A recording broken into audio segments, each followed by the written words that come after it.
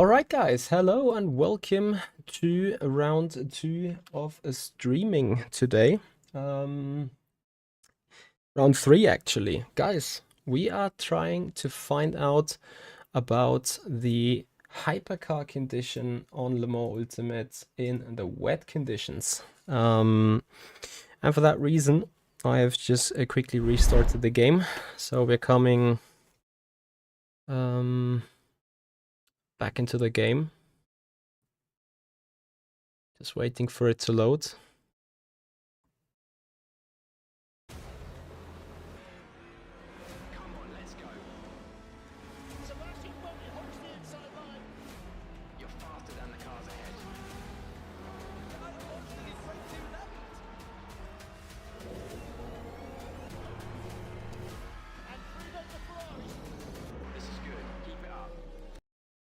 Okay, sorry, just had to quickly answer some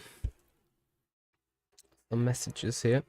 Okay, guys, we're gonna get going straight with Portugal with the Ferrari since we just did a race with it, so we are warmed up. And we now make very sure that we have same conditions, that is 3 p.m. Gonna put the preset heavy, 100% real roads. I think we need to wait until the rain has poured the track though. And then what we're going to do is overcast and storm, overcast and storm, overcast and storm. Those are the settings that we're going to try this. We will have... Doesn't interest us at all. Yeah. Heavy rain, no other cars, real tire wear, real fuel usage. We don't care about defaults. 1 hour per session. Let's go. Let's find out.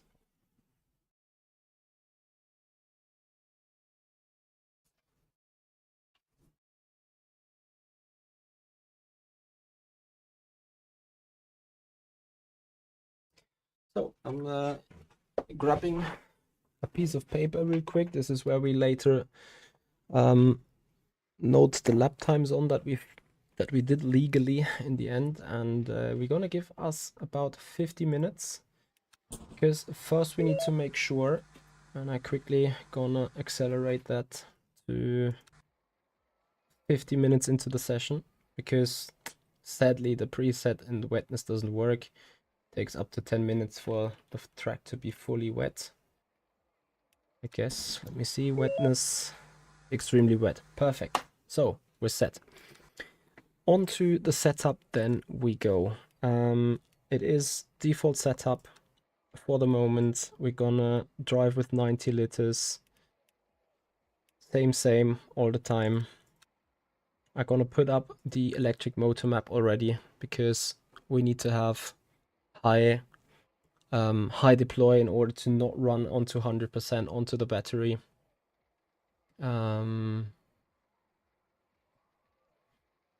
Hey James, if good BOP dry wise, it will be the go-to even if it's a 10th off the pace due to the wet traction. Yeah, exactly, and I'm trying to find out whether that is the case as well here on the wet patches. Okay, so gonna set up everything. Wet tires, of course. Suspension, I make that a bit softer. We're obviously gonna go towards rain configuration here. Lower on the front end as well to improve performance. Setting up the dampers a bit softer. And actually, what is the maximum rearing? 12. I'm gonna go with 9. We want to have downforce, right? And a little bit more toe in. Let's see what the Ferrari is able to do here.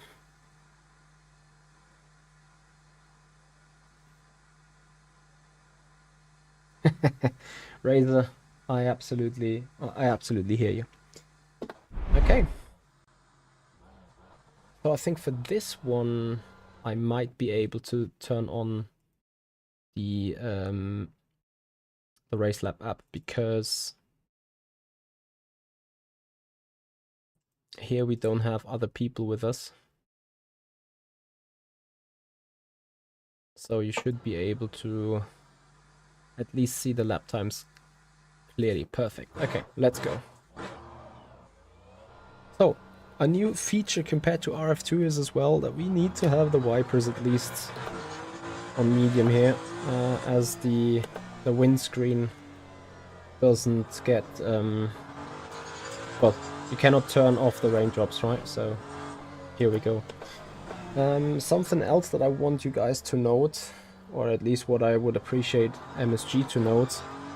Guys, it's raining heavily, but the windscreen is like on bits of pieces of water every here and there, so I think we need to have a little bit of a patch on the way the wet textures are working. Anyway, wet driving, here we go. I forgot to crank up the traction control.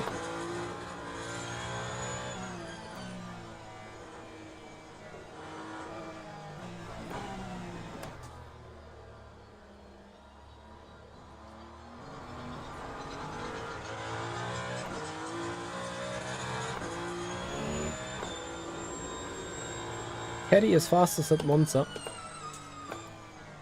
How long did you take BOP testing?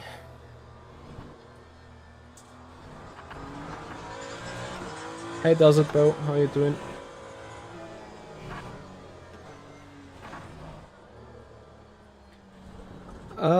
I'm not sure if we be able to share setups. I haven't tried or checked that, but you certainly can buy setups from our setup webpage, www.improveyourlaptime.com. Put it into the settings folder, and then you got them available in the game. That works.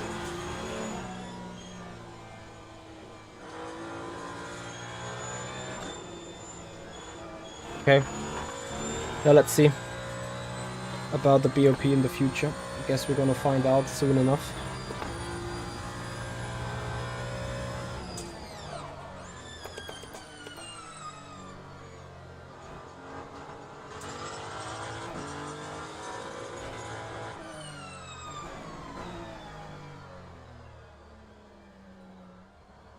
Oh, this car simply doesn't want to turn.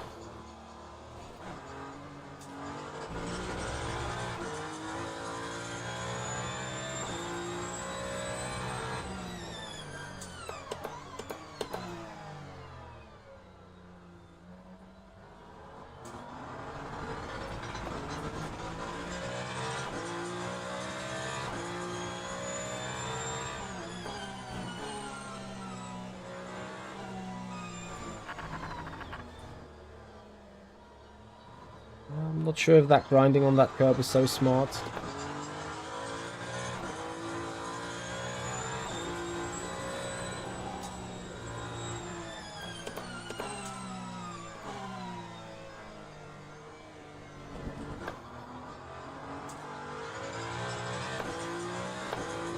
Feel free, Espla Honda. It's the setup that we built on the session 2 hours ago. So looking forward to see if it helps you. I hope it does.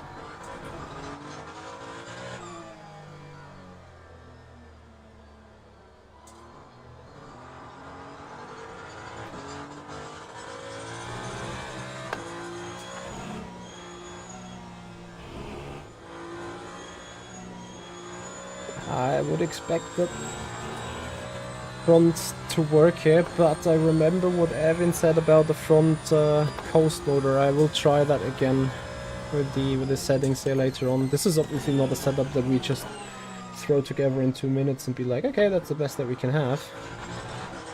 We need to do a thorough testing here, which is why we give ourselves a good hour of time for hopefully every car.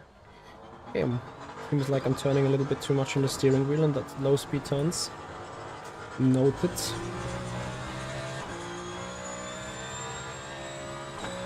A little bit less traction control should also do the job.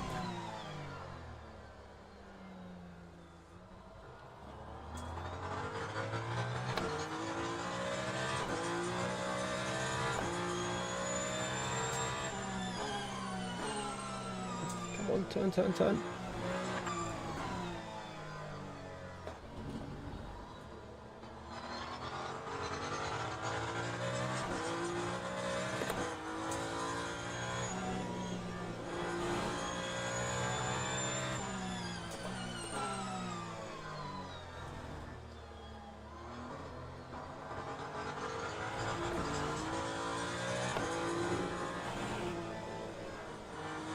Yeah, this corner is just about not fast enough to get the electric motor going.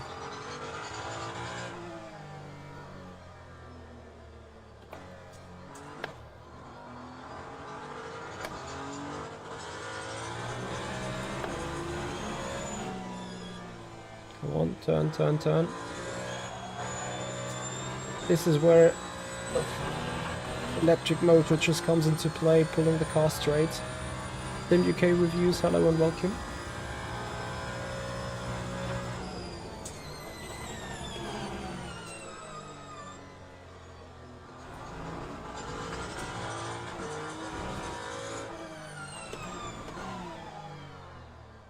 What? What was that track limit? Was that exit turn 1? Or in that little kink?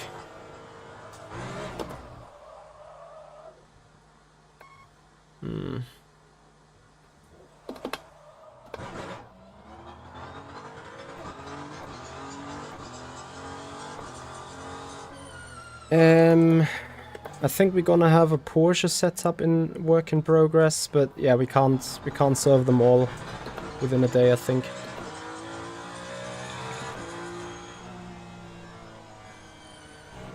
We have seen that building the Ferrari setup is almost taken 2 hours. So if we would gone for all the hypercars, of even just for the most 5 important ones, that would mean a 10-hour workload for the day. For the future, we're gonna have setups ready. Or obviously, we're filling the setup treasury. So effectively, for the hypercars, you need 7 setups in total for 7 different tracks. And we should have that at some point. Okay, brake bias a bit too much to the rear. Ah, it's not the brake bias, it's the battery. There you go. The brake bias to the back again. Battery 200. Burn what you can burn.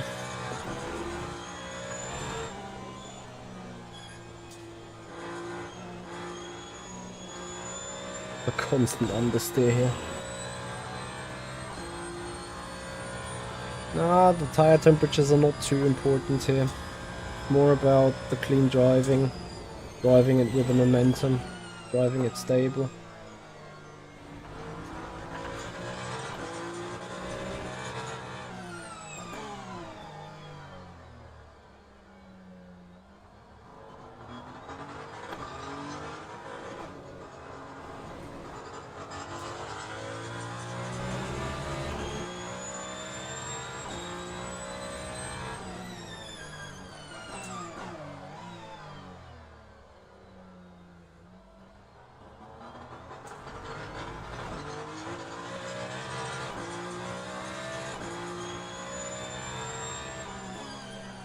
I mean, of course, a bit more higher tire temperature surely helps, but they cool down within 1 straight because of the water.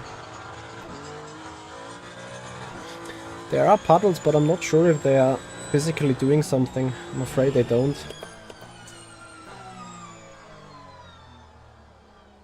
The car is extremely understeery. I mean, it's not necessarily a bad thing, but I think especially on the front end I'd appreciate a bit more turnability. I'm trying to do a hot fix with the ARBs then.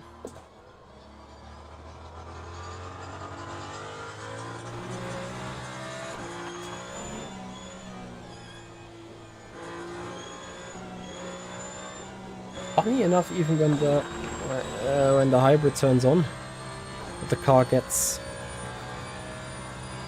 so incredibly understeery.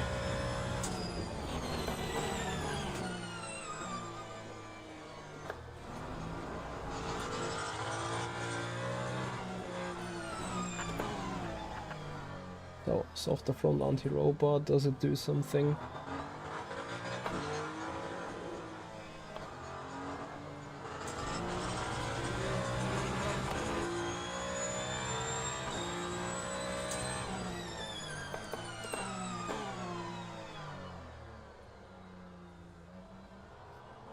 I can look up the link for the hypercar setups next time I'm in the garage and put it into the chat.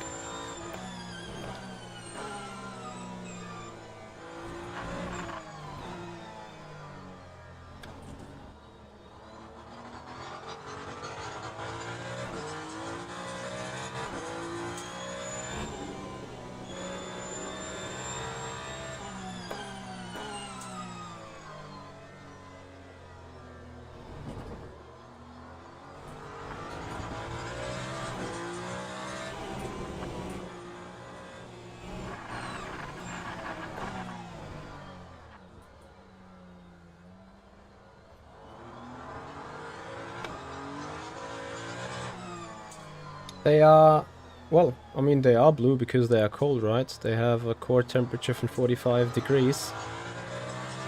And for them to turn green, they need a surface temp from 70 degrees. And they won't reach that with those wet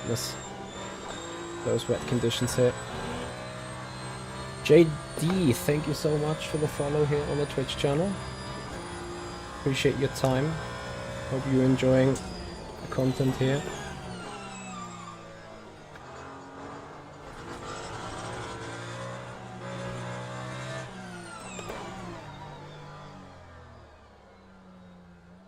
So I think I'm going to soften the front end suspension, trying to create more downforce in the front. Also I'm going to lower that most likely. I need to somehow... Ooh, shitty.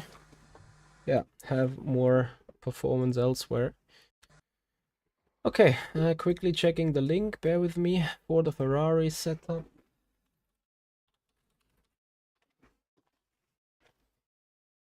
Is it on there already? I think it's not yet on.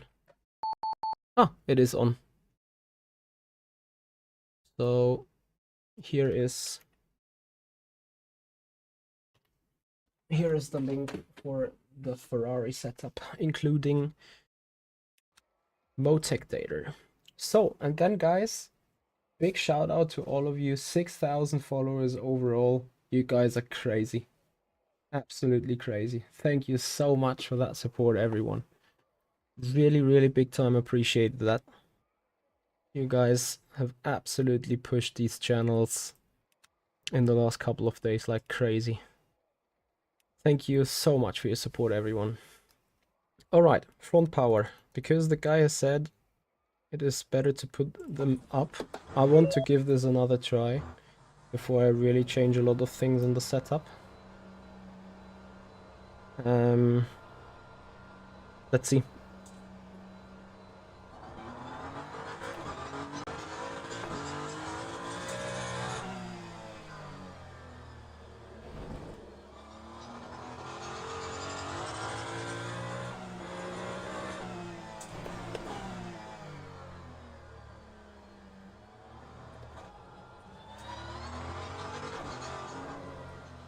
And of course, we wanted to set the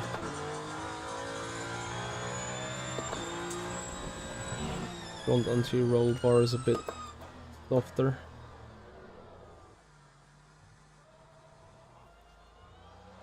Wrong gear. Hey Ovi. I can explain the TC cut. So I'll generally explain the traction control. Traction control works with 3 modules. The overall traction control, which is the TC map. Then the traction control cut and the traction control slip angle. Traction control slip angle defines how much slip angle can you have, how sideways can the car can be before the traction control will cut in. And the TC cut defines how strong the traction control cuts in when it's triggered, or when it is cutting in. Tesla Honda, thank you so much.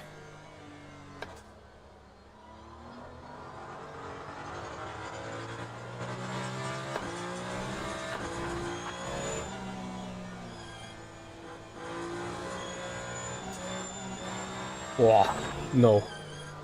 I mean, I'm gonna give it a lap. But a lock differential on the front for the hybrid doesn't seem to be a viable option at all. That felt really, really bad.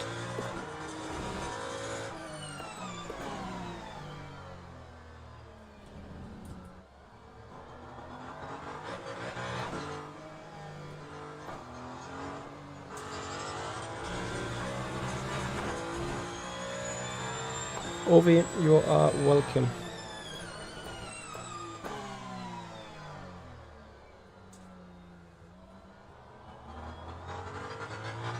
Hey Pierre.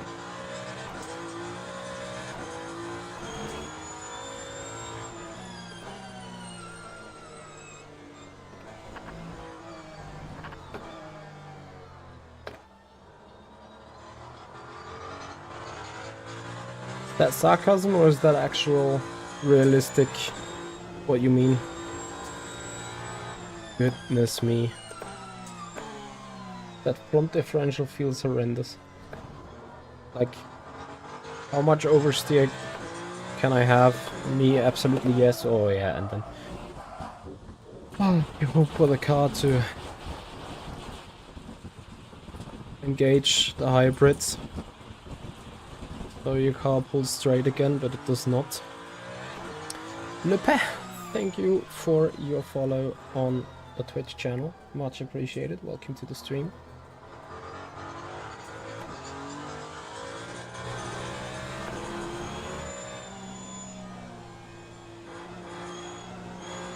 No. No, no, no, no, no, no. Simply no, no, no, no, no. Okay, back to the garage. 49.1 is the threshold that we've set ourselves so far. Onto the powertrain we go, and we open that front power. I want to give this setting a lot more, and then I open the coast. Well, not a lot more. Maybe try like this. Maybe that way we can get the car rotating. And then I put neutral brake bias, 50.1. Sorry, you can share the screen, of course. No, the tires don't come up to temperature, but that is no surprise to me, as, I mean, it's fully rain, right? Track's cold.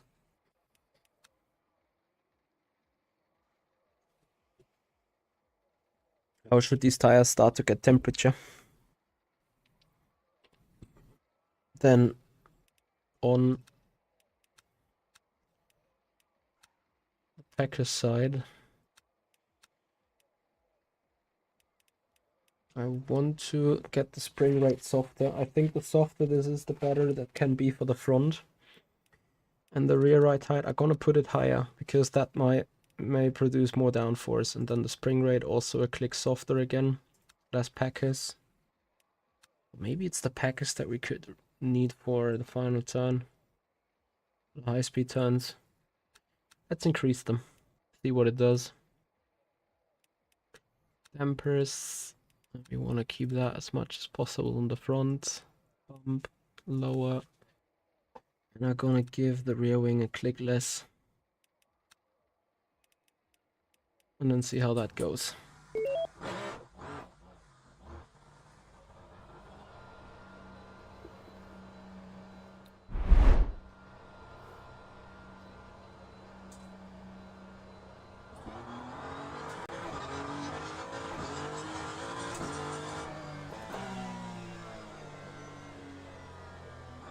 I might as well just die straight away.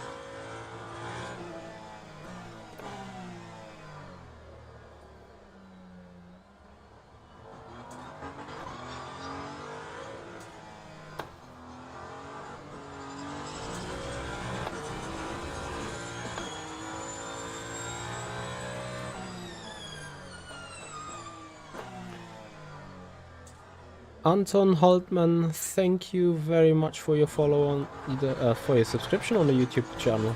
Thank you so much. Guys, have we already reached the 8,700 subscribers on the YouTube channel? I think that would be our next ultimate goal. Okay, this is going to be undrivable, so In hindsight, we have done correct things. We've just overdone it. So we close the coast a bit more.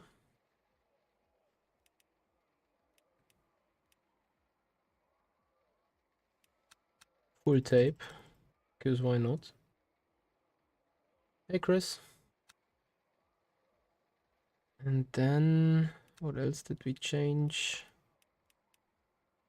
Made this already a lot softer. Maybe the packers. It could also be the right height.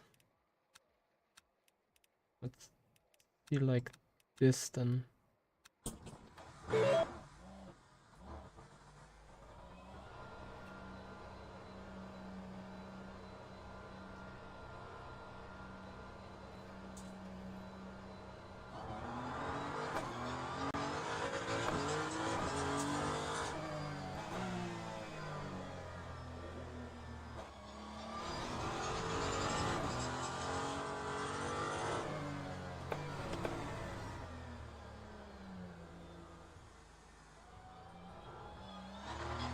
Third spring is a suspension device that shall control the dynamic ride height. Genesi Ginger, thank you for your follow on Twitch. Much appreciated. Okay, gonna put the brake bias a bit further to the front again. Although I'm pretty sure it's more down to the electric motor doing the braking job, as it's hitting 100% on the battery.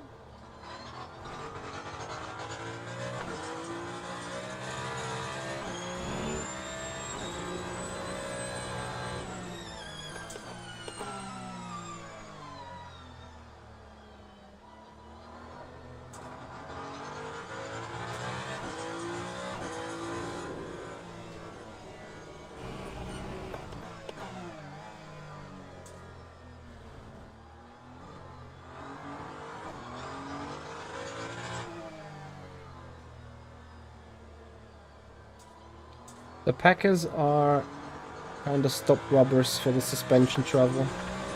So if you set a specific ride height and put packers 1.5 centimeters, you put devices between the end of the suspension travel and like into the range so that the suspension stops compressing at that point.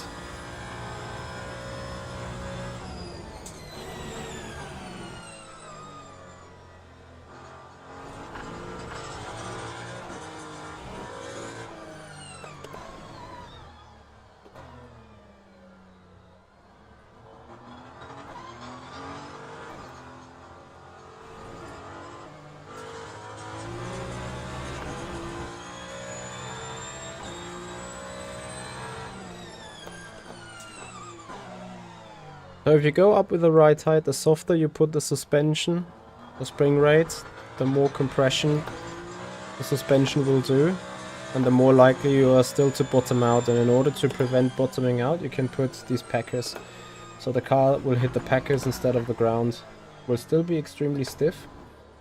Sometimes it's wanted, like if you are going through a high-speed turn, the rear end is being pushed down, but you want the rear end to rotate. You put the car on packers instead of the ground, of course, to make it be extremely stiff in that very moment when it hits the packers, and then you improve rotation speed in high-speed turns.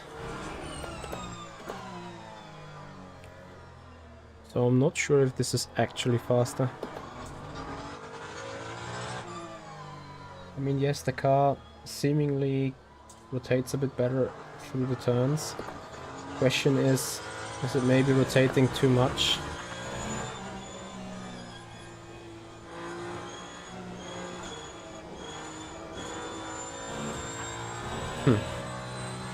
Next lap I'm trying something very unpopular. Kisley, thank you so much for the follow.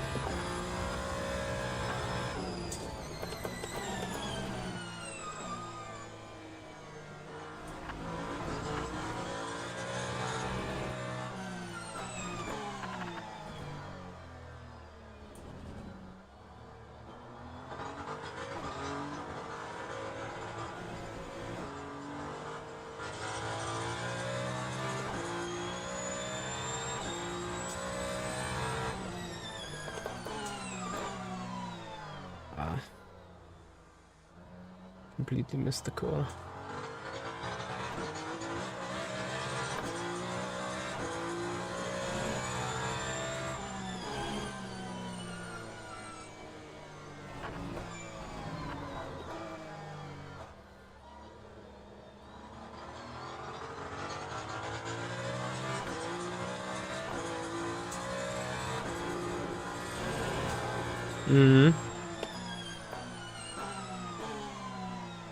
In the current condition, I would even say, apart from here, where the car is notoriously oversteering,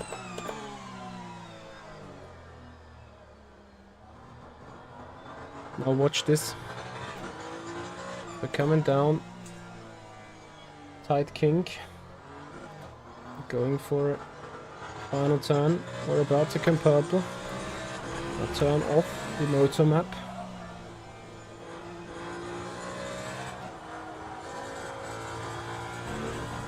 That was maybe the wrong approach, but 200 is certainly wrong as well. So there's some lessons learned, guys.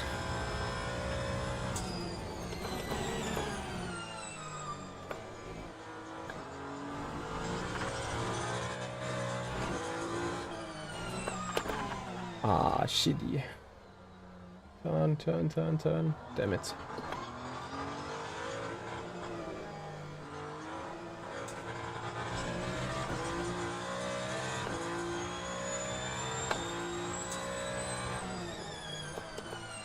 Okay, the next lap hopefully is going to be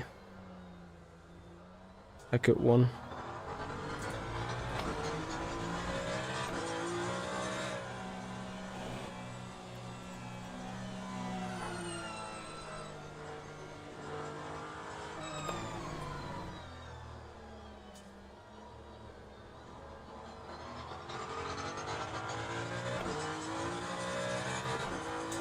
Let's detach that rear anti-roll bar.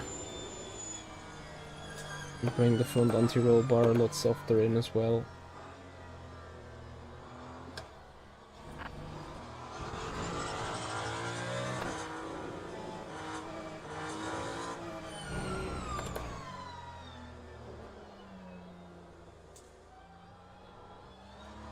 So instead of having full beans on the front through the final turn, I want to see that on the delta. I'm gonna give it like 80.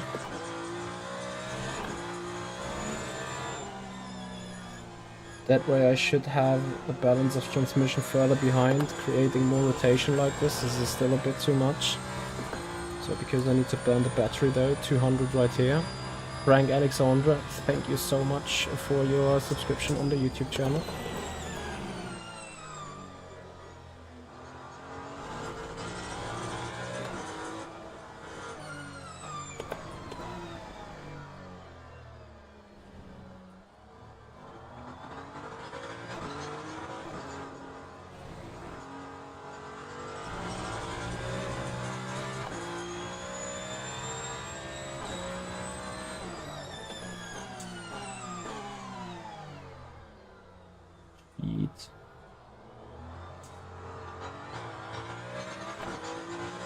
More brake bias to the front then.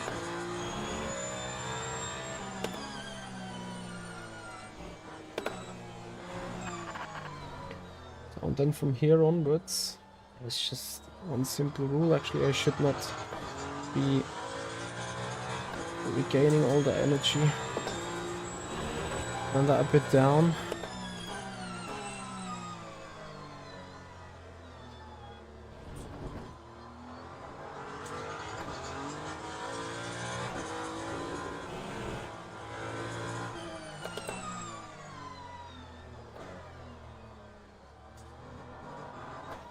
Maybe have a bit more on anti-roll bars. Would not be the first time that this somehow would work really good.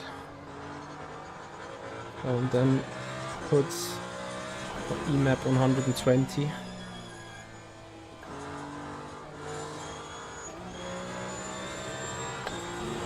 It's probably 100 is the setting that we're looking for.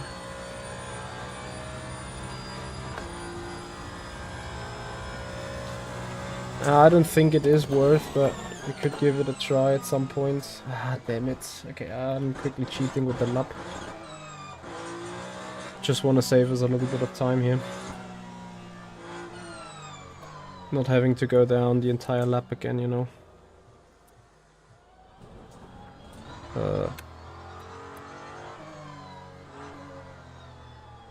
Okay. This is stressful.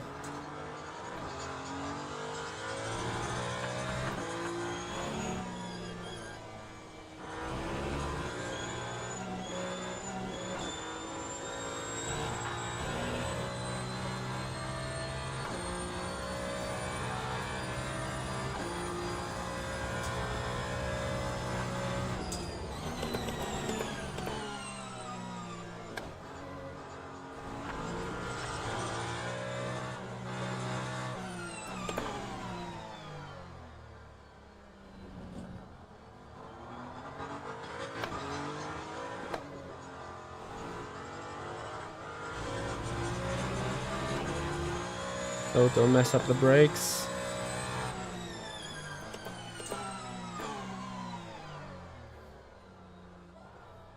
I mean, of course I do, because why not? My car doesn't turn here, it's crazy. This hairpin, the car doesn't want to turn.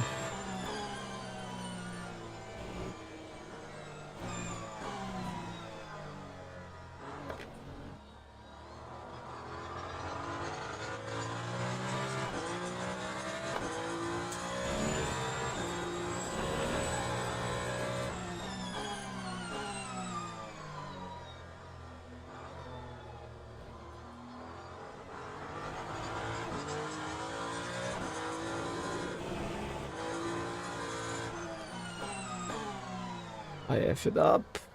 Come on, turn. Yeah, low speed turnability of the car is horrendous.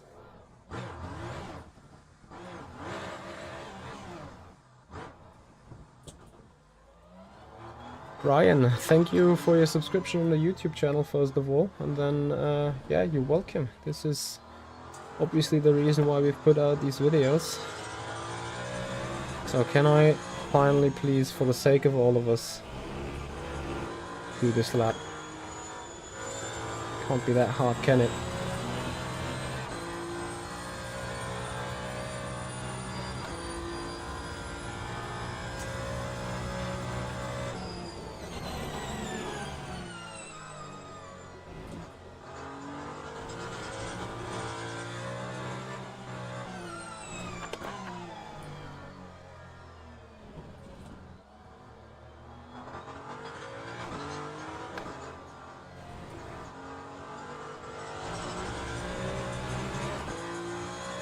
I'm lacking 3/10 at this stage already.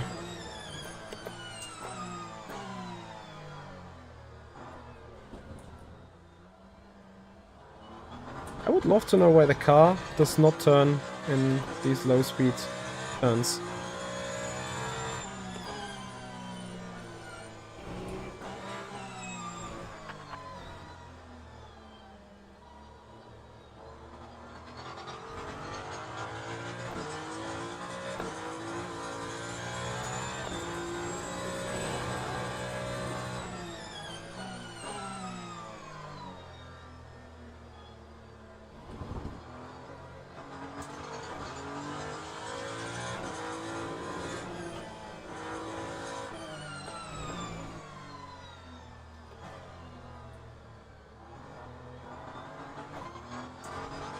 You see what I mean? Like, here in this area, it just doesn't want to rotate. Yeah, but that means I'm not on the optimal setting here. Let me quickly have a look. What did we change?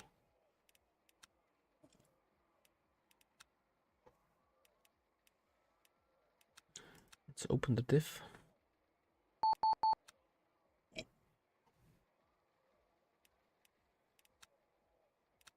Suspension.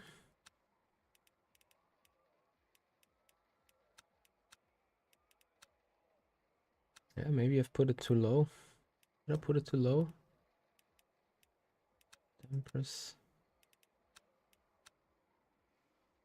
mean, I've put the anti-roll bar on detached, right? Maybe I should put that up instead of detached. And then I'll put the spring rate a bit softer again. Ah, spring rate. Of course.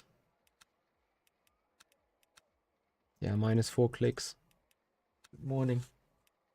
Right, head back to that. Okay.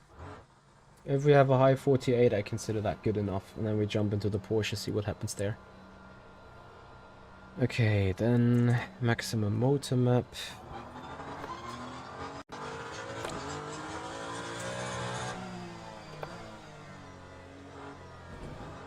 Haha, look at this. Is that a car that rotates again? The answer to that is yes.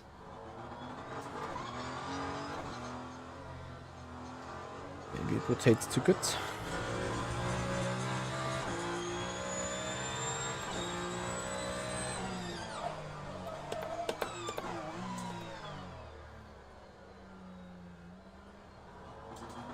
But finally it rotates, which is all I wanted. Sim UK reviews. I'm working on it. Yeah, but with this it should be much easier, hopefully.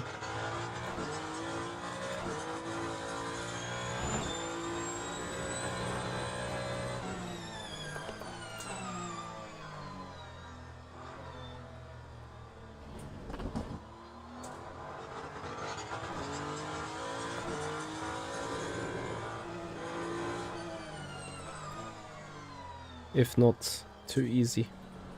But yeah, finally the car rotates now around low speed turns, you know.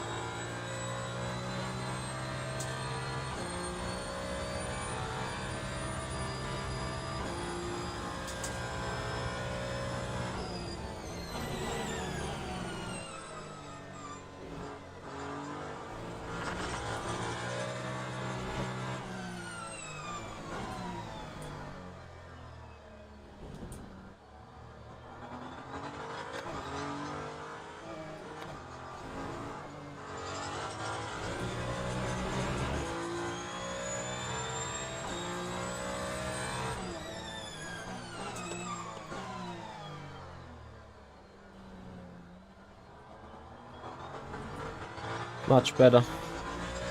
3.5 tenths up.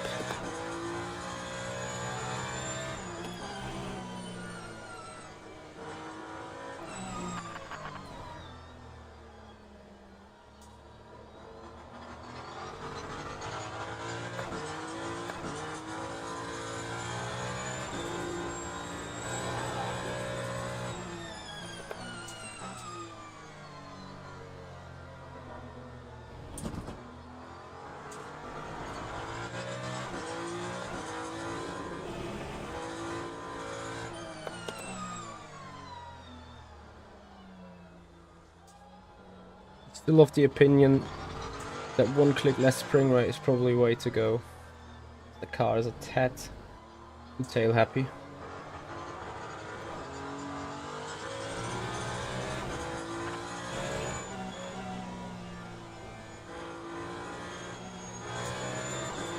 Yeah, perfect. So I hope your phone is still alive, Sim UK reviews. Here is our 48. And that is what I put as a reference.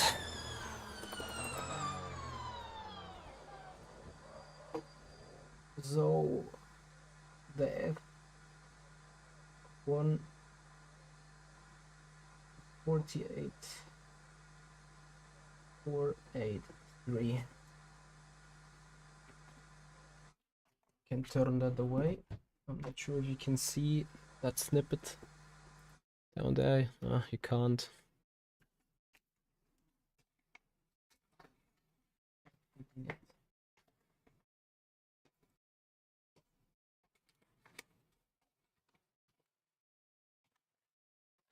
Smart Mitchy.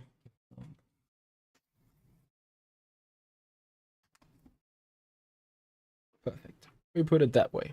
Ah, we can't even read it. I have it just for notes. Okay. Right. 737 Flight Sim Guy, thank you for joining. Emil Bernstorff, our... Is it Formula 2 driver? Was it GP2 Formula 2? GP2? Either way, guy, thank you for joining, and thank you for the rate. A shout out to Emil Bernstorff. I think he's a real life race driver, and he has grinded the hell out of Le Mans Ultimate today. Seen him in the GTE around Fuji. Hope you enjoyed it. So Emil, thank you so much for the follow here on Twitch. Welcome everyone. So we've just finished with the Ferrari in the wet, and I'm gonna save that setup, of course. Ferrari 499 PLMH wet Portimao. So guys, we are trying to stress test the physics a little bit. We are trying to evaluate if the Peugeot with its early activation of the e-motor has a superior advantage in wet conditions compared to other hypercars like it has in real life. We have just done a reference with the Ferrari that can do a 148.483 in the full wet conditions, and we're now taking out the Porsche. First to see whether the Porsche is up versus the Ferrari, and then obviously to see whether the Peugeot is able to beat either of them. That's fine. You're followed now, so I'm very happy about that. Thank you so much for the support, everyone. Yeah, and if you guys new to Le Mans Ultimate, if you are interested in getting a bit deeper on Le Mans Ultimate, then I put you here the exclamation mark sub and the exclamation mark tutorial. The first link gets you to my YouTube channel, and the second link as well, but the second link gets you to the tutorials that we have uploaded towards Le Mans Ultimate, and also the hybrid system completely explained for you guys. So thank you for all the new follows. Emil, I hope you had a great stream. Have you been live for the entire 7 hours now? That is amazing. Hope you enjoyed it. So into the Porsche we go, and we are trying to adapt the very same things on the Porsche compared to we had on the Ferrari. So we open the diff. We put the tape, we put 90 liters because we want to have same conditions. We are putting a lower brake bias, maximum brake performance, a bit more brake migration. We put the wet tires, of course, because it would be dumb to drive mediums in the wet. We leave the suspension for the moment as it is.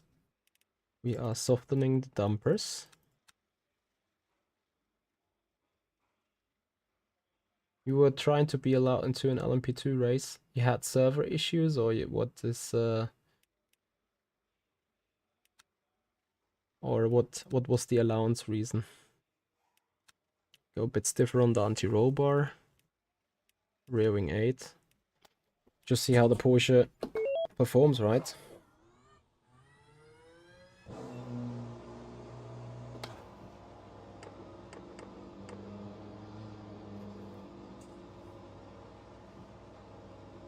Ah, that sucks. Yeah. Early access shenanigans, I guess.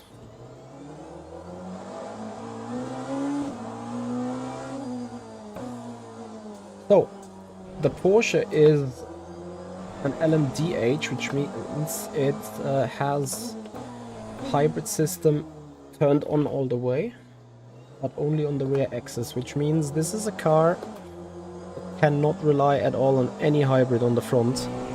All the power on the rear. Lemuro, thank you for the follow, and welcome to the stream.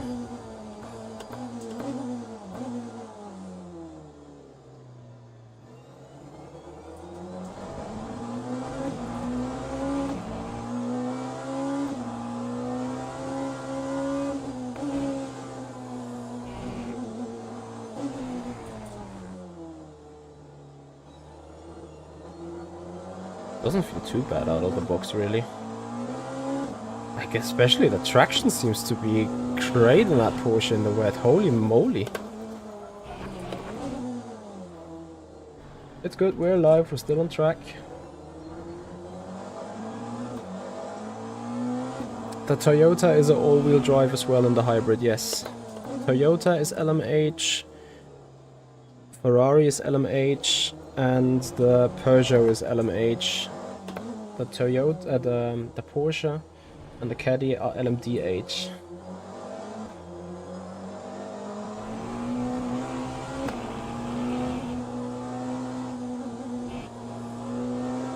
Hell yeah, that car goes much easier around final turn. Like, so easy that I can't even control it. I could have anticipated the second tank slapper though. Anyway, let's see what we can do with this lap time wise. I mean, the first lap is obviously going to be rubbish now anyway.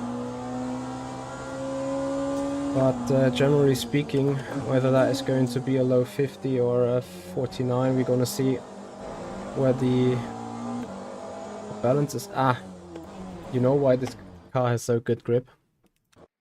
I forgot to wait until it's 10 minutes into the session for the rear road to become completely wet. How did we say? Ceteris paribus? No, it's Ceteris paribus. No, probably the car is completely undrivable. Wet traction. I was confused like the first... Yeah, okay. The first moment I was like, hell yeah, this is grippy. Despite the wetness, but... Yes, you can fast forward on the game. It's called Accelerate Time. You'll find it in... I'll show you real quick. Settings, controls, interaction...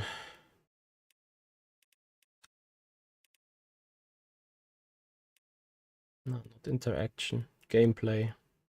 Yep, time acceleration. XK. Goes up to, I think, like times 10. Depending on how good your CPU is.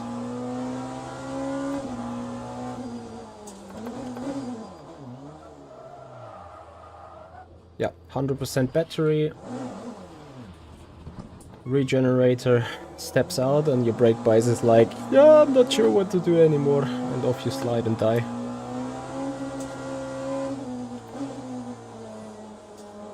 In comparison to the Ferrari, where you really have to like look how you're burning your electric energy, this should not be an issue on the Porsche because that has the electric energy being activated at all the time.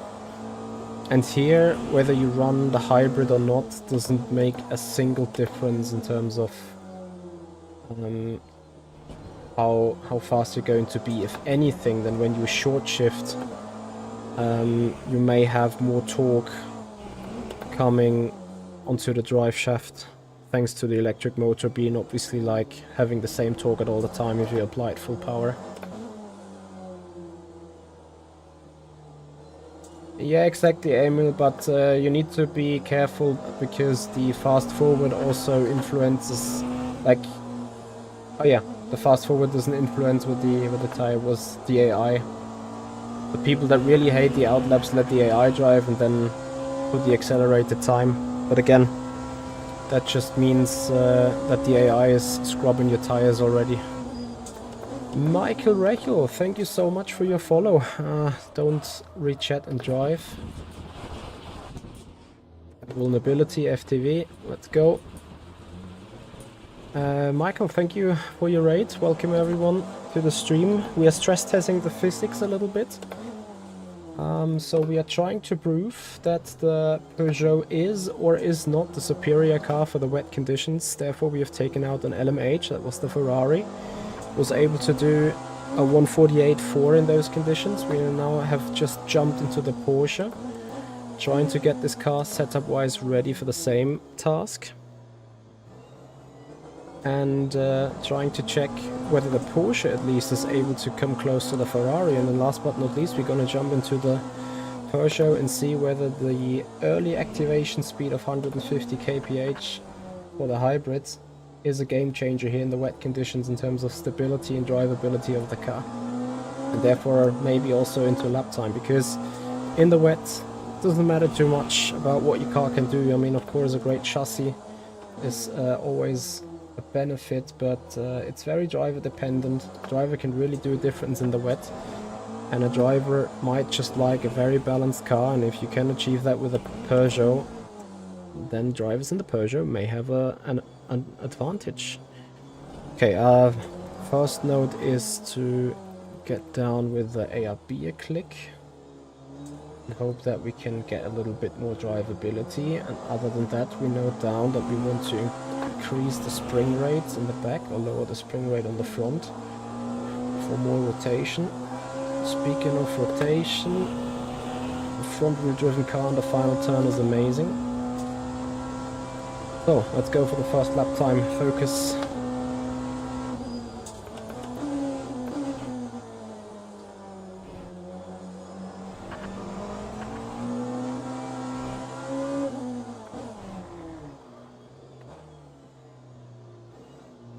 That is a second right there.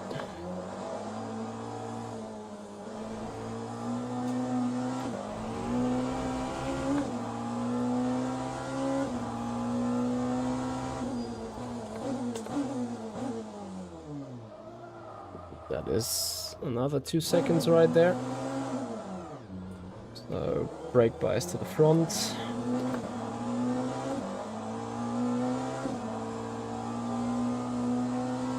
You can save the progress in races. I think save games are created, but currently they cannot be used yet.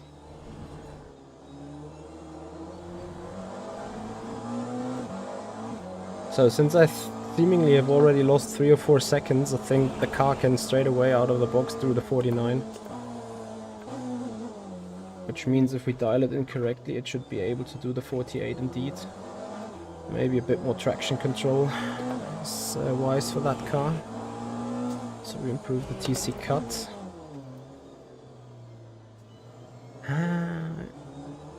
If the car is not sideways, it's understeery. But if you are pushing the car too much, get sideways. So sounds like we need to fix the set.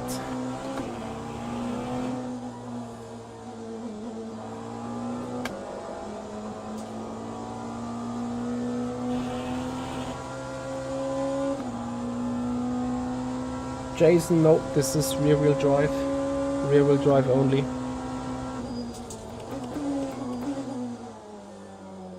As it is LMDH configuration.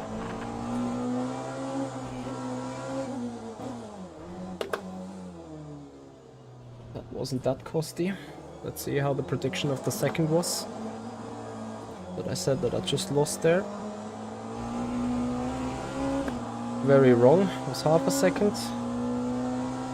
Let's see about the 2 seconds in this spin. This hairpin. Much more right, so 2 seconds and a second is 3 seconds, pretty much spot on.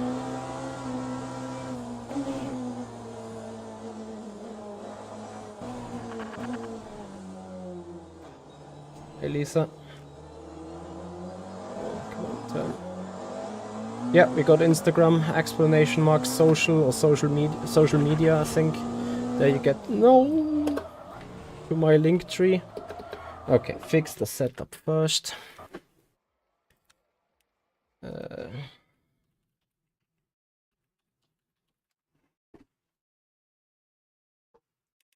There is the link tree. So on the suspension, spring rate up, rear spring rate down, rear right height, 2 clicks down.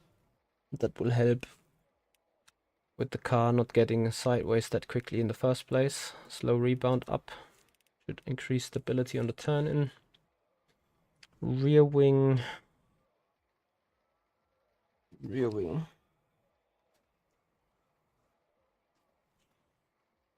I keep that like this for the moment.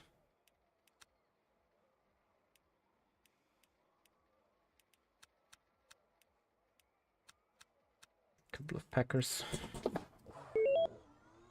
Jason, yes, I believe at the moment they are just visual.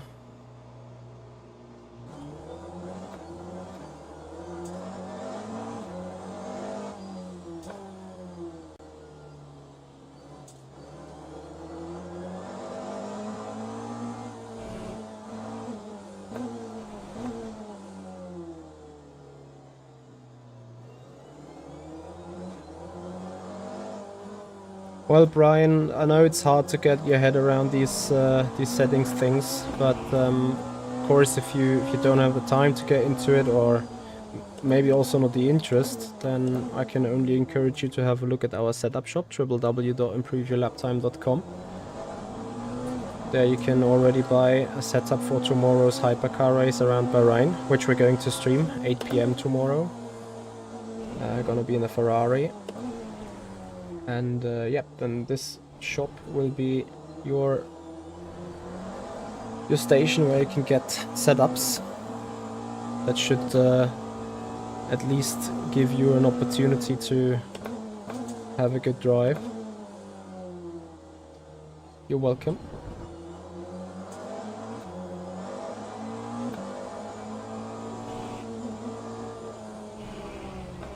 Car's much more gentle to drive.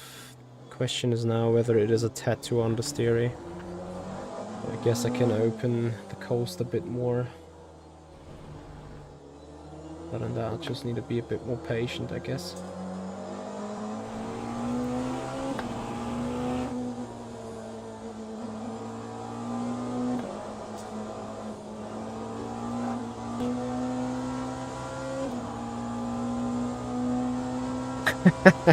No, I said that's going to be setups that give you a good feeling and surely will improve you, or will help improving you. As they are certainly faster than the default ones. Turn around, come on.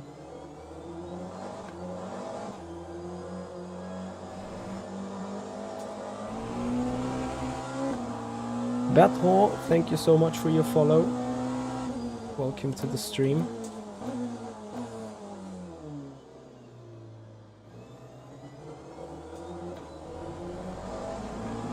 So 3 seconds ahead.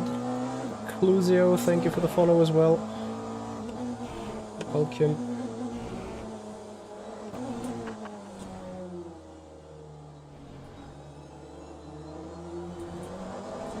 Where are we? 3.5, 4 seconds. And look at how good the car is already. Obviously not pitch perfect.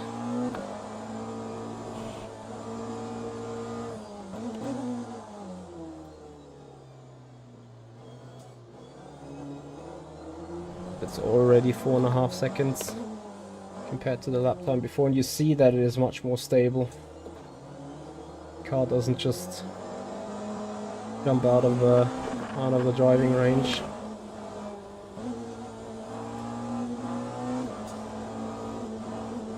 Go off. So where are we looking at to?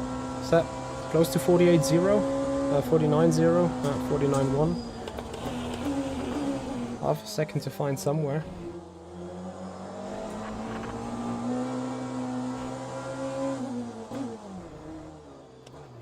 Something's telling me I'm downshifting too early here into this hairpin.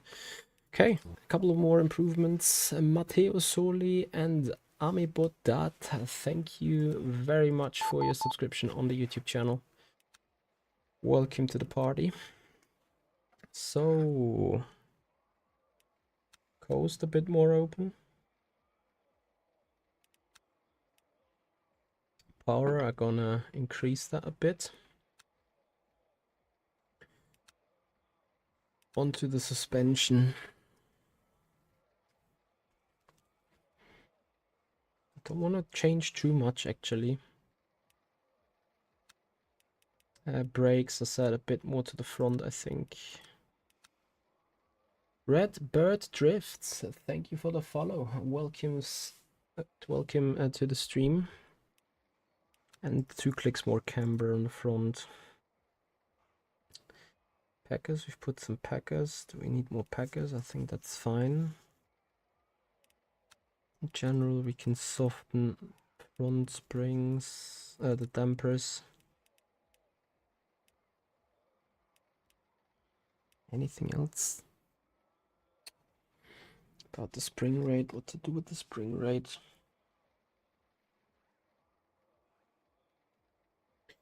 I would go -2 on the front, -1 on the rear. See if that helps. It could make the front end much better, as in what I would need. And at the same time, it should still rotate the car more, despite the rear end should be a bit more stable. Lisa Jordan, thank you so much for following us everywhere. That is much appreciated. You're gonna enjoy following the socials there. Hey Kenny. Yep, I have suffered from this UI lag only once or twice. But generally speaking, I am thankfully not affected by it at all.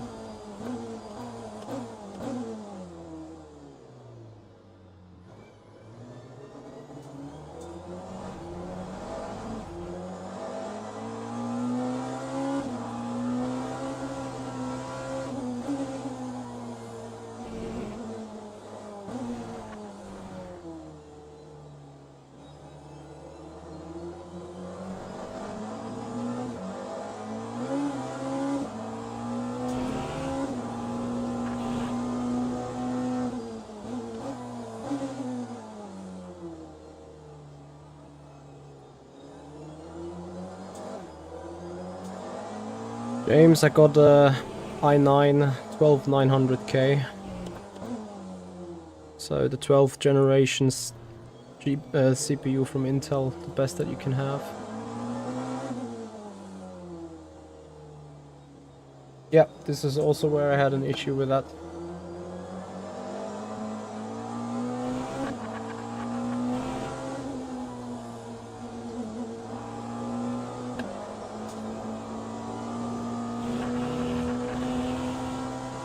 Hey Chris, how are you doing? Cherry Prism, the game is awesome. It's absolutely amazing. Now my driving still needs to adapt. Yeah, again, I'm trying to save some time here.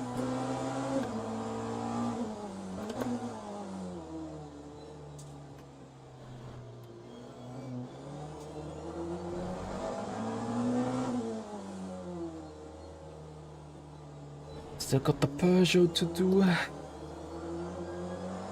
This is a bit exhausting in the rain. Can't wait for when they put wet competition system races. I think that's going to be a real big one then.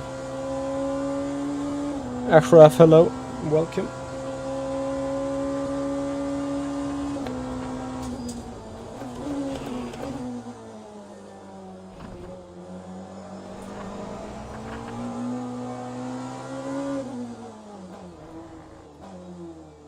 How late do I need to downshift in order to not lose the rear there?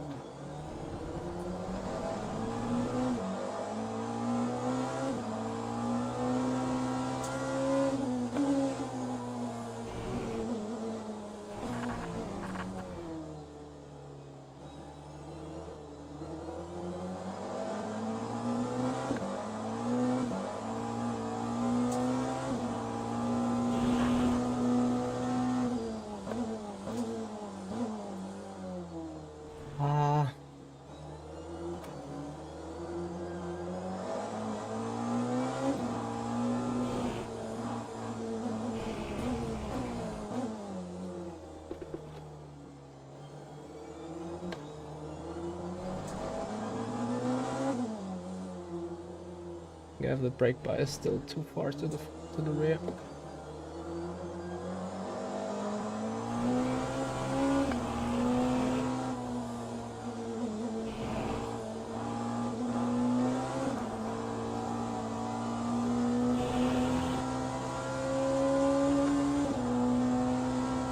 Well, 0.7.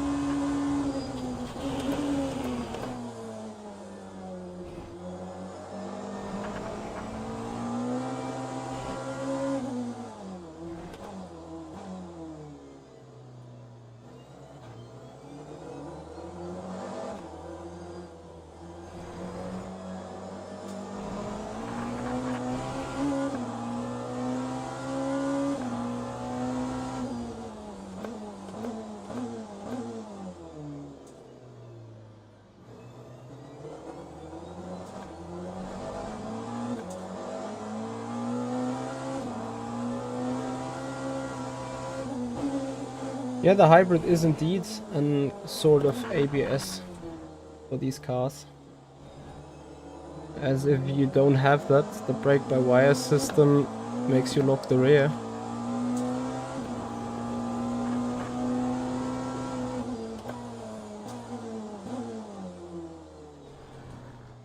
Bad angle. Other than that, perfect. I think the brake bias was the move we needed.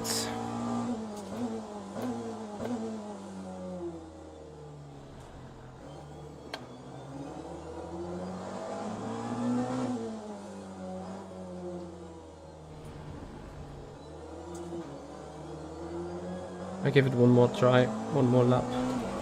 But I think we've seen that we can go like a tenth faster.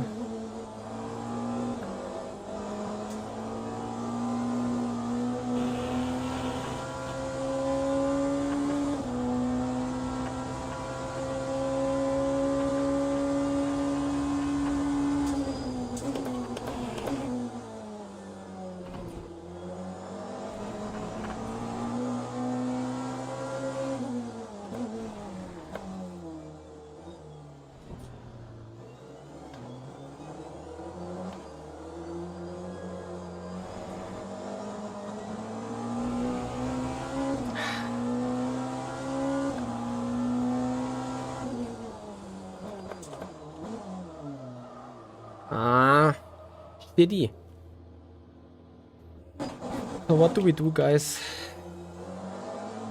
Do we keep trying until we find it 3/10, or do we just pretend that the Porsche is about close to same speed?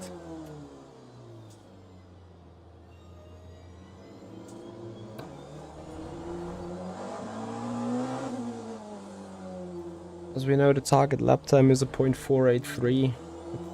2.25 tenth away from that. 148.483.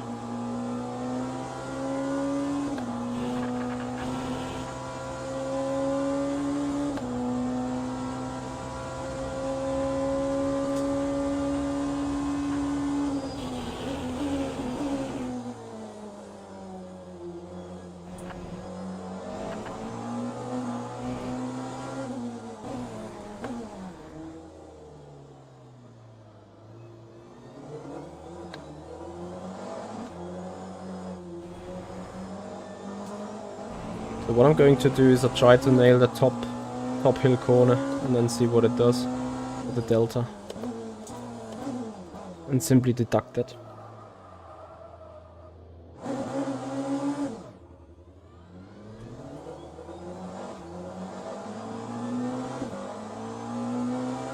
Where we had that little bit of a tank slapper on the top of the hill, you know.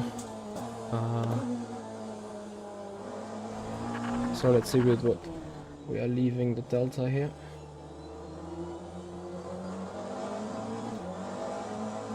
4.16. 4.1. Yeah, 4.16. This time without this tank slapper. That is 3.0, a bit worse on the exit here, of course, but yeah, I suspect a tenth. So we give it a 148.6 flat, okay? Roughly the same pace. Yeah, I'm a bit done already.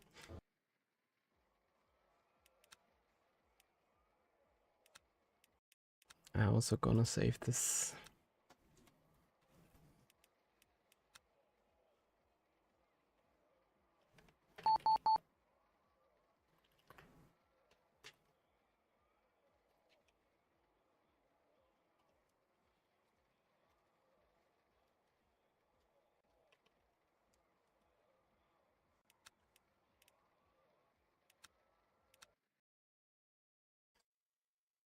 Just the Peugeot left then.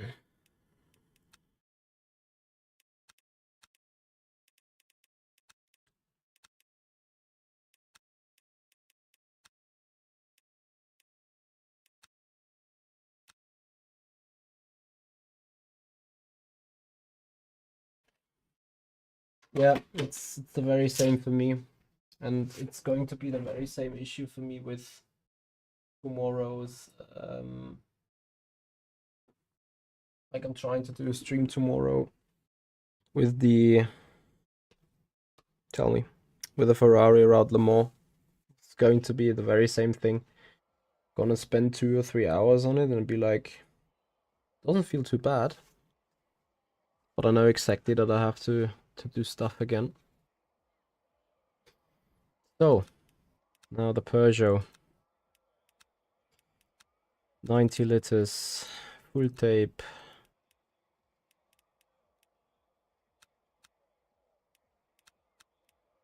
Same settings, kind of wet tires. Maximum brake performance, a bit further to the front. I remember that the Peugeot's brake performance is... Ooh. Spring rate, I'm gonna put it to tune, see. On the chassis, P5 diffuser. Anti-roll bar. Just a couple of clicks. Let's see how the car feels first anyway.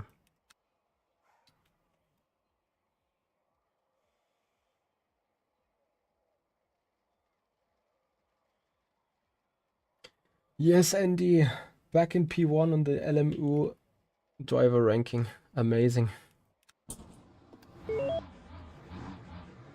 What a job.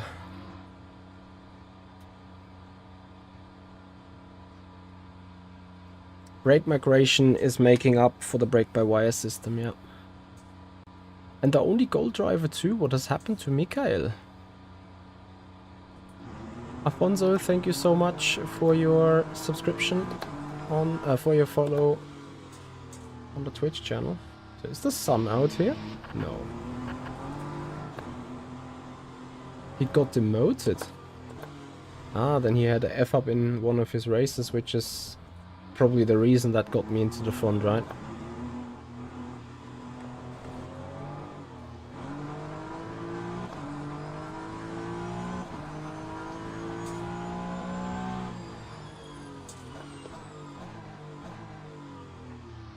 Where Apex? Oh.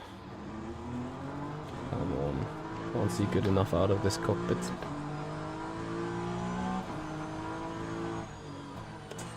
The good thing in this car is, if I need more front end, I simply improve the splitter, because this car doesn't have a rear wing. And yet it feels extraordinarily balanced in terms of the grip it already produces. Works obviously a beauty around the turns.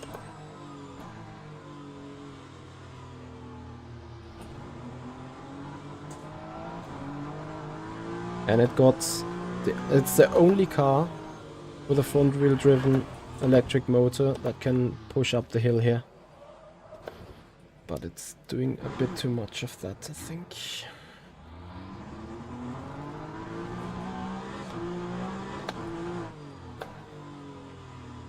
Anyway, let's check what Peugeot is able to do. This is why we're doing that entire dance tonight.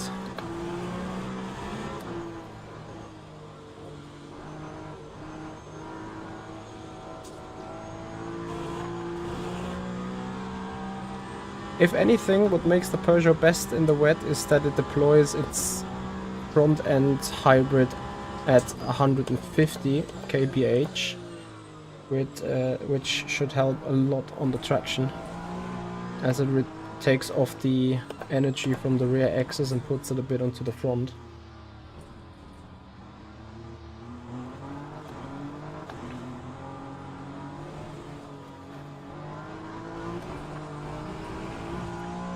Hey, iRacing TTV, thank you so much for the follow.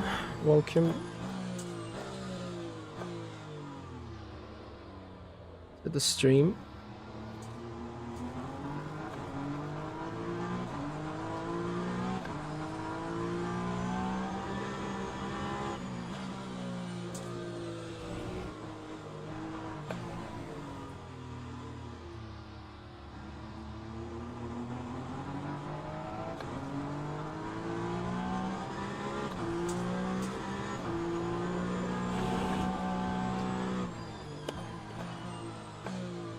Yes, LMDH is rear-wheel driven hybrid only. Hence why it's no benefit to have this one activated at the very first moment. This is the most stable car throughout this turn, 100%, because cornering speed is 160, 170, 180. Too low for the LMH hybrids, for the other LMH hybrids to activate their EMAP. And same here, you can just simply floor it and have the same kind of balance at all times. It is certainly a bit easier to drive, yeah. Question is it quick enough though?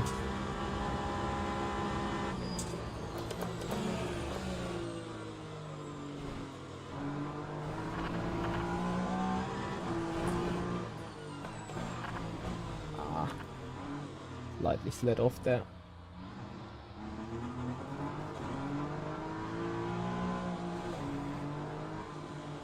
Certainly feels much easier to like throttle push this car around the track.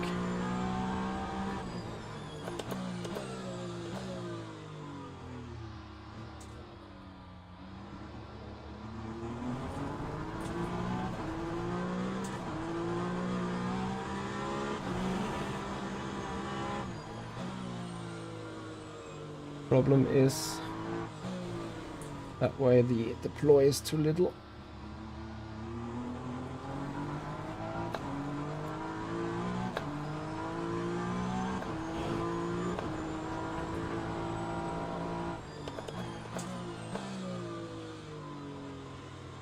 So the question is, does it need more front splitter?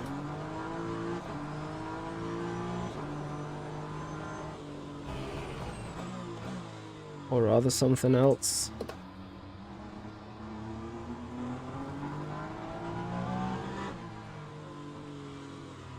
Because it is slower. In the current configuration I see no way to hit 48s.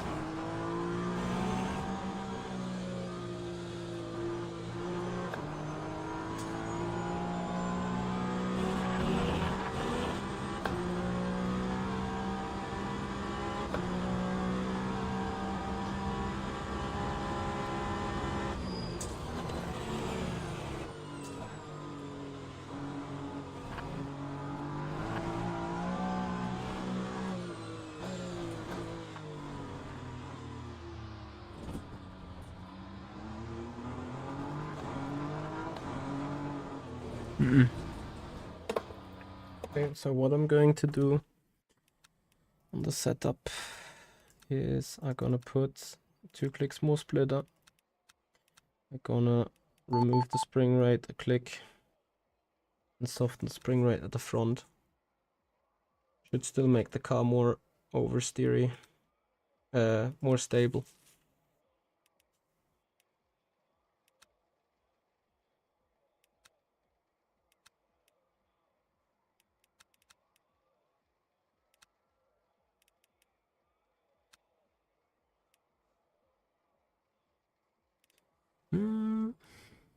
Yeah. Yes.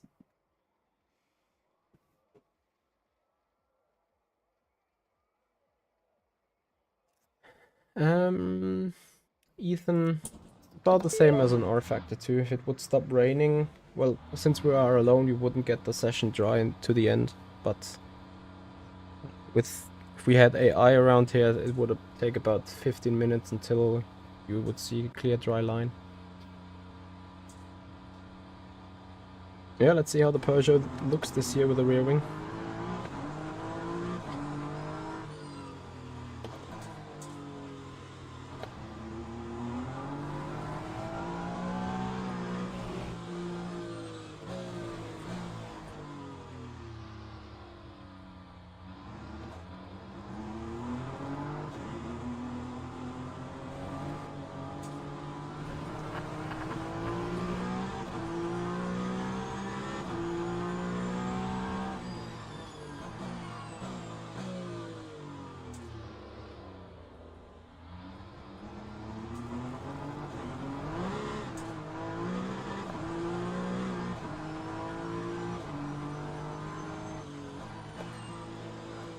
Not too sure if I can get this car really into that window where it can do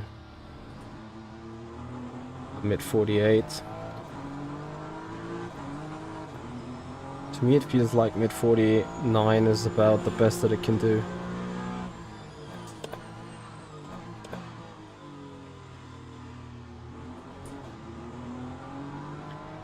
When it's dry and rubber and then it rains heavily, will the line change? Well, the rubber line will certainly be washed away. And I think they are trying to work on making the rubber line slippier in the wet.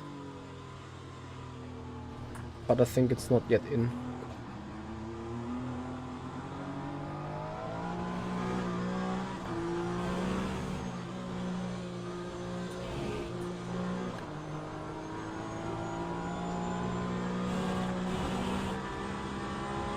Yeah, Peugeot is extremely bad on the brakes, that's correct. Absolutely correct.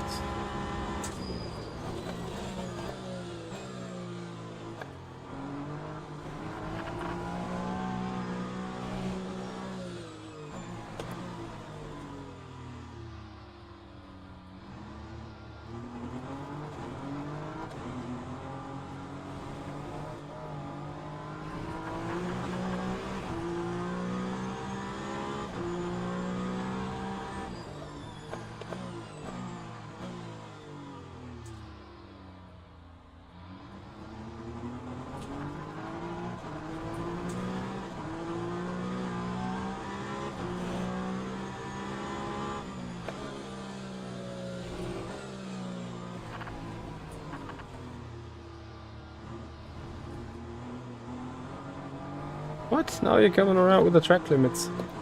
Got to be kidding me.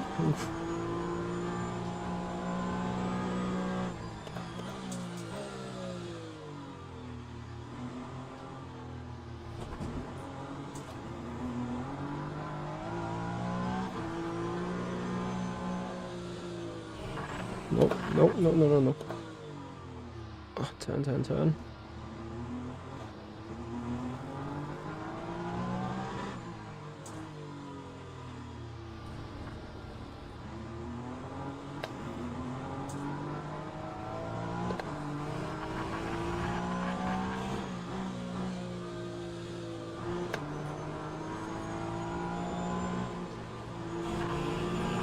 Ah. Come on, I was off throttle. Come on! TJ, thank you very much for the follow. Welcome to the stream. Ah.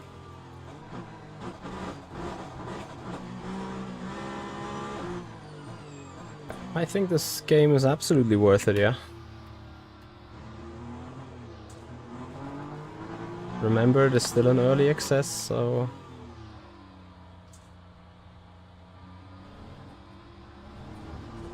can produce glitches and issues and stuff, but after all, I think 100% worth it.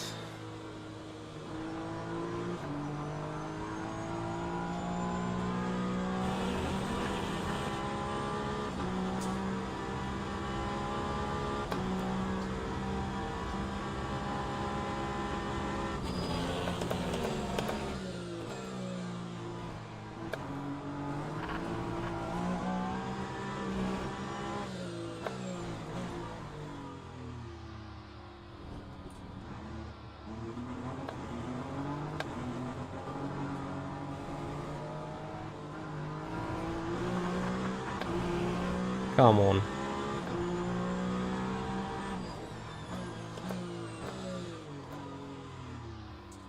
Turn.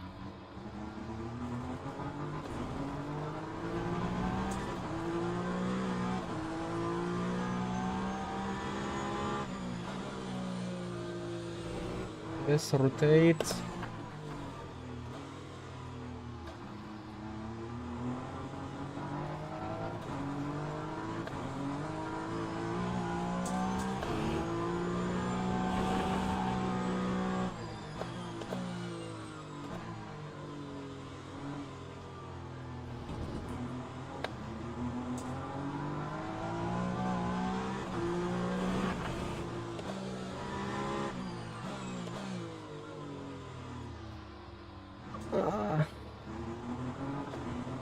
How much have I lost? Maybe 2/10.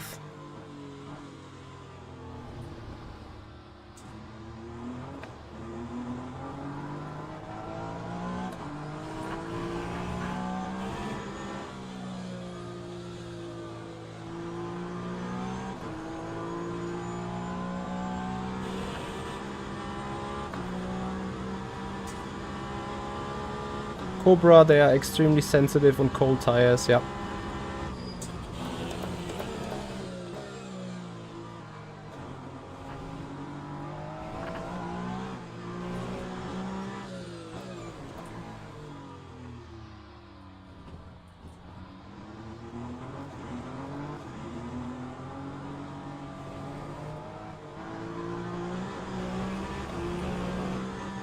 Yeah, this is where this front-driven hybrid with the early activation speed has a huge gain.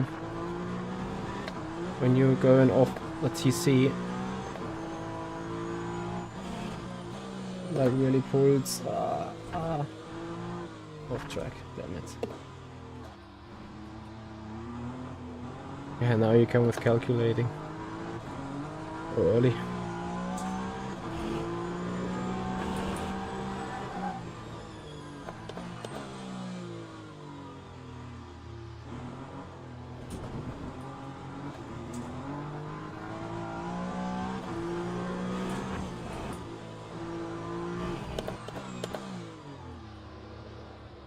Doing the same mistake again. Somehow, no, that it did 49.7. Who's second? I'm not sure.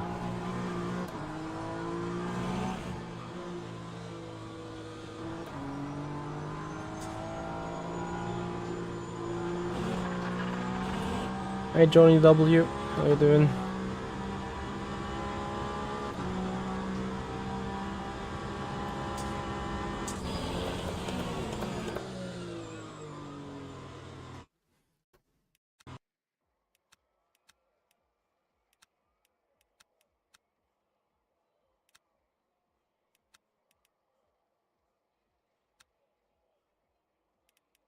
What would it need? I'm not even too sure what I would want to have from the car. I think it rotates good.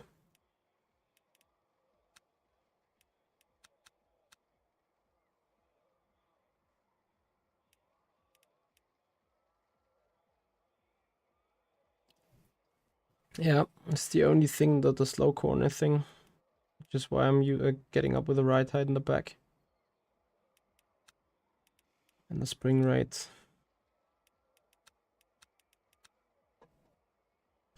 Front diffuser, should I put it to 8? Should I leave it like this? There's a bit more understeer than I want to have. Let's see. Oh, Alex, you can just use it because the shared memory plugin is working on Le Mans Ultimate the same way as on R Factor 2.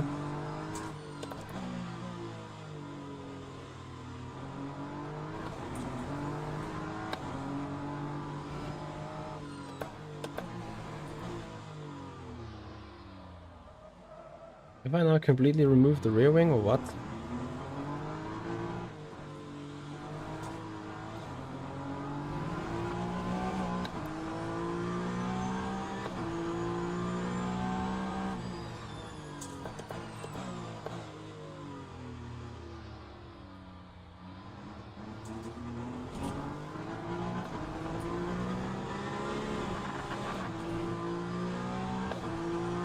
It seems like short shifting is very good.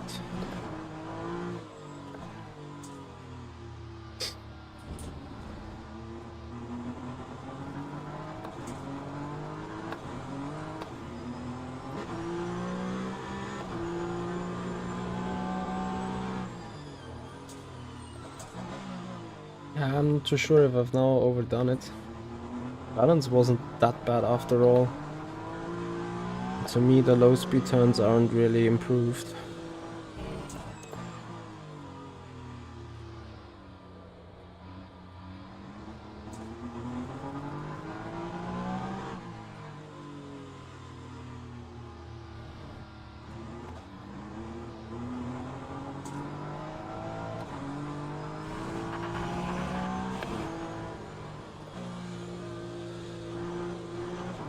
This corner would be obviously one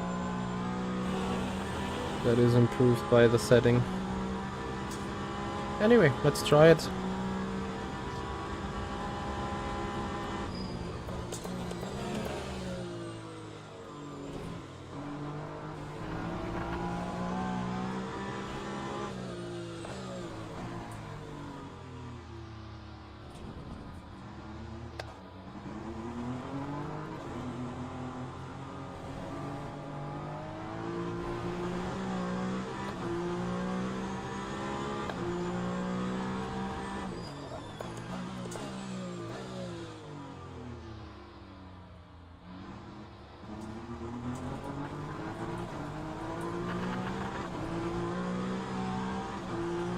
Was the other lap time also being put down in the second or third lap? Because if not, then you can stop this here straight away. Go back to what it was before. I don't feel like having any traction whatsoever.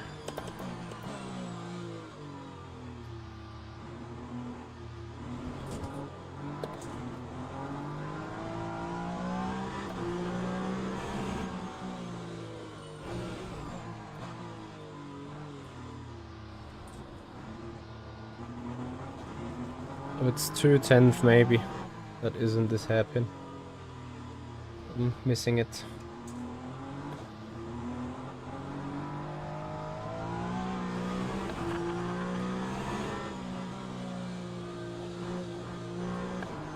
This corner is obviously beautiful now.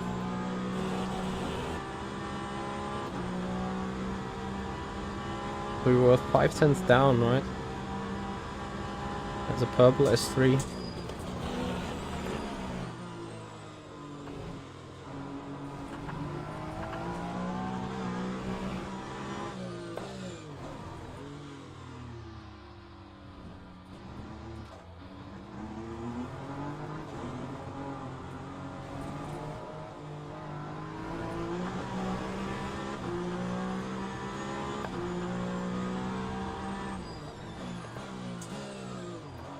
I'm not even sure what this Peugeot likes after all.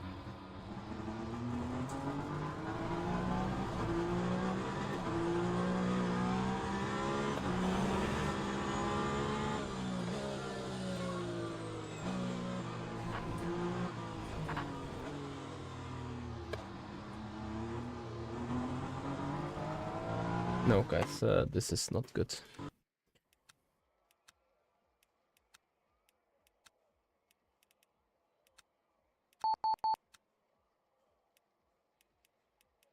Be like this. The rear end is just too loose. I cannot put down the traction at all.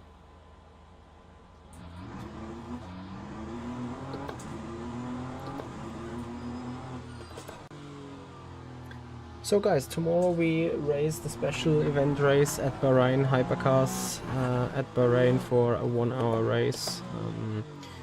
That race happens tomorrow 8 PM is when the stream goes live.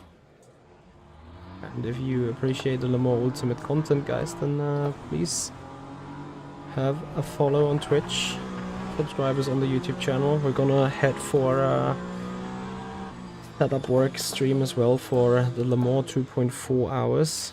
We're gonna do that on the Ferrari as well tomorrow. So what is the deal now with making the car more stable in the back and yet it keeps spinning and rotating?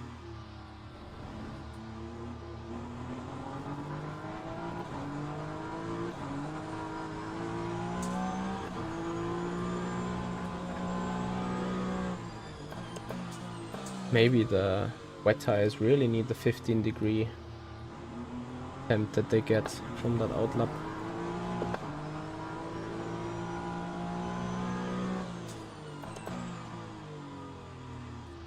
I'm giving it a couple of more attempts, but I think we can draw a conclusion that it's not the case that the Peugeot is better in the wets. than the other two.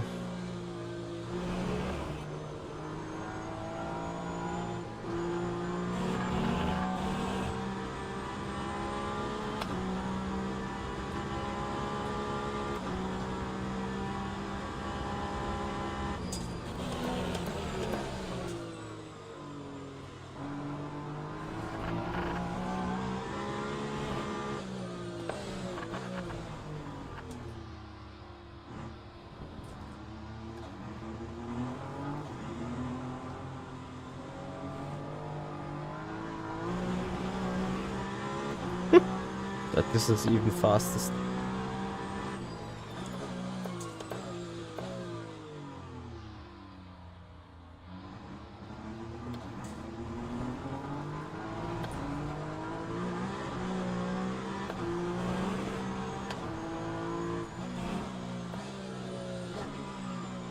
I shouldn't be on the brakes. Yeah. Into this turn, or if on the brakes, then less brake bias on the front. But I guess that makes the rear end. Yeah, exactly. Exactly that.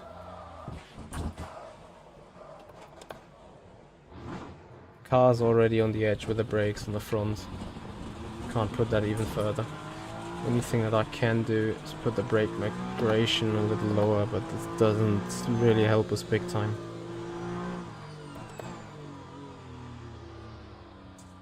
But maybe it just helps us enough. Let's see.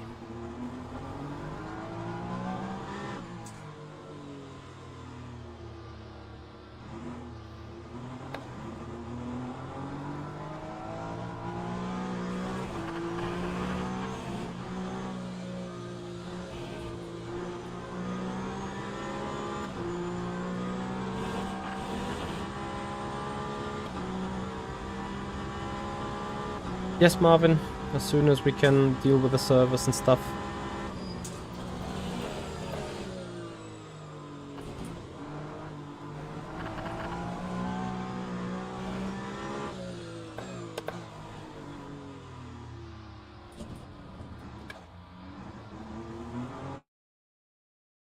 Ah. What's this then?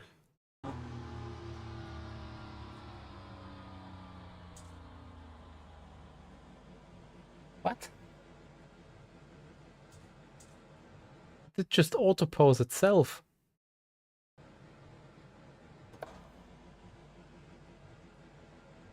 Yeah, nice. Wonder what kind of program in the back has just said, nope, I'm not having the fun anymore. But I'm gonna quickly out-tap the game. That was not an LMU glitch, pretty sure not. Something in the background got into the, you know, selected as a pop-up or so, and then the game said, yeah, I'm not selected anymore, I'm gonna auto-pause this.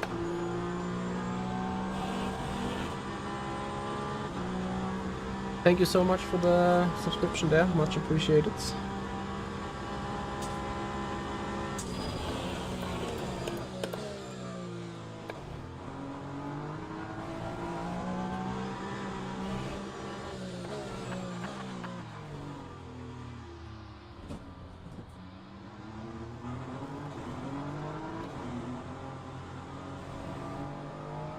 Yeah, but don't worry, these sunspots are just visual, the track is still wet.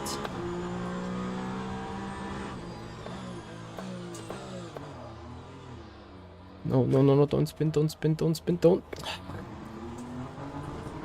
How good was the delta up till here?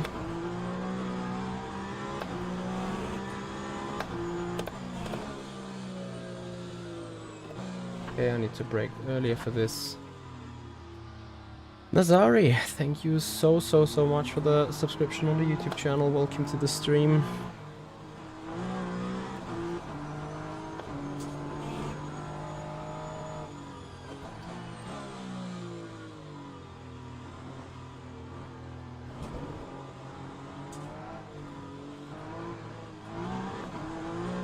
What do I want to change even?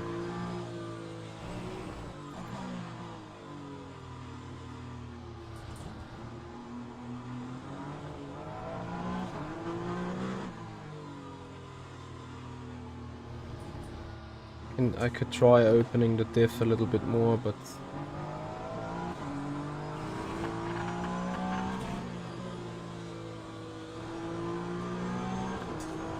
anything than just the coast diff.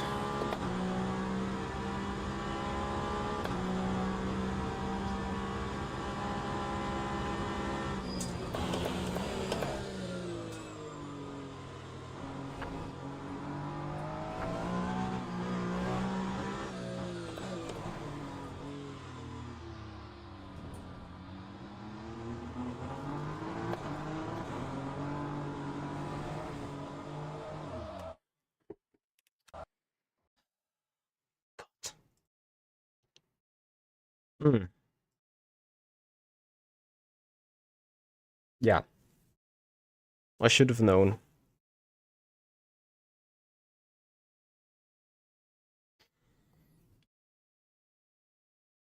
Mm.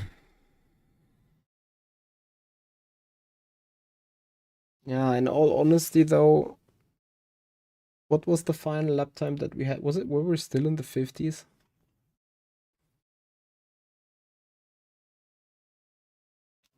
Let me quickly scroll back on the stream to see what the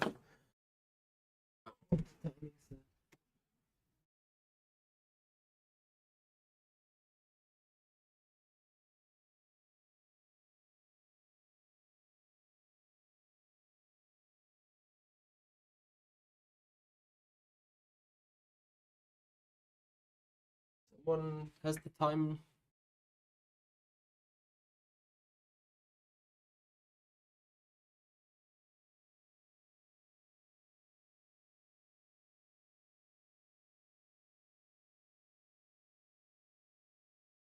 Or 49.7.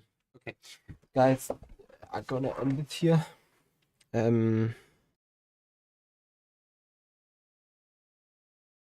I think we can agree that at best I had 2/10 in the penultimate hairpin. I had 2.5 tenths in sector 1 and maybe a tenth in between. So at best 4.5 tenths in this. I'm not sure if I would have had to maybe run a stiffer suspension. I don't necessarily think I do, because the softer it is, the more it should be able to deal with stuff in the wet, as the weight transfer, the balance transfer, the mass movement is more smooth, and the more smooth the stuff is, or the more smooth the transitions in the conditions is, the better yeah, the better the car should be in the wet.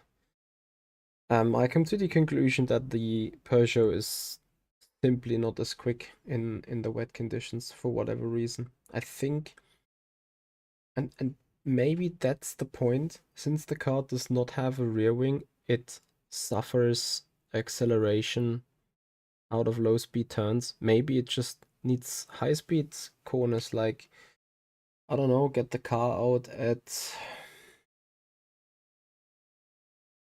Sebring perhaps.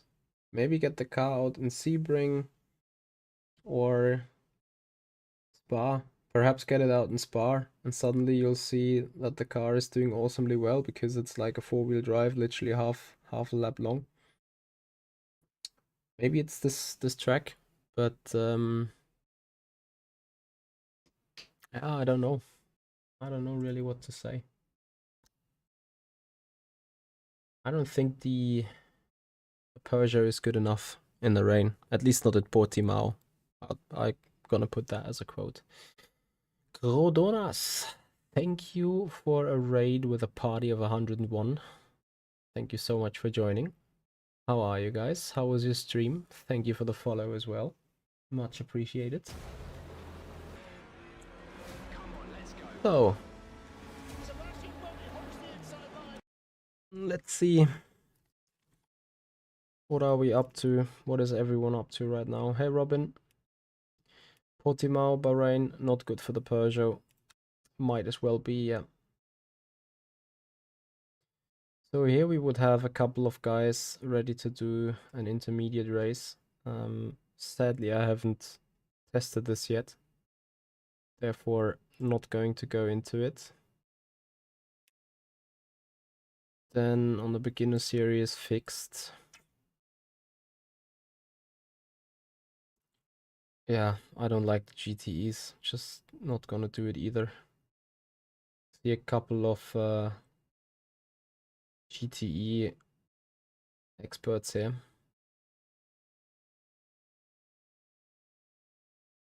Yeah, Robin, I agree with you. 11 Pro race was interesting. Did you just come from LFM Pro? From the LFM Pro Sim series, Case King Sim series, is it? So I could put a quali run with the hypercar here real quick. This is what I failed doing in the other session. So that's what we're gonna quickly do for the last 15 minutes as in preparation for tomorrow. Guys, we're gonna race a 1-hour race in Bahrain tomorrow, 9 p.m. The race goes green, or the event starts. Our stream will start at 8, so we do a little bit of warm-up here in the hypercars. Hello, Fugi. Yeah, I think the Ferrari GTE is OP at the minute. Surely needs fixing, or surely needs adjustment. Anyway, Crodonas, thank you so much for the raid and the follow. I hope you had a good race. Oh, seriously? Another crash? I really wonder what has happened on the PC when it had this break moment for, like, you know, when the game froze. Or when it auto paused, actually.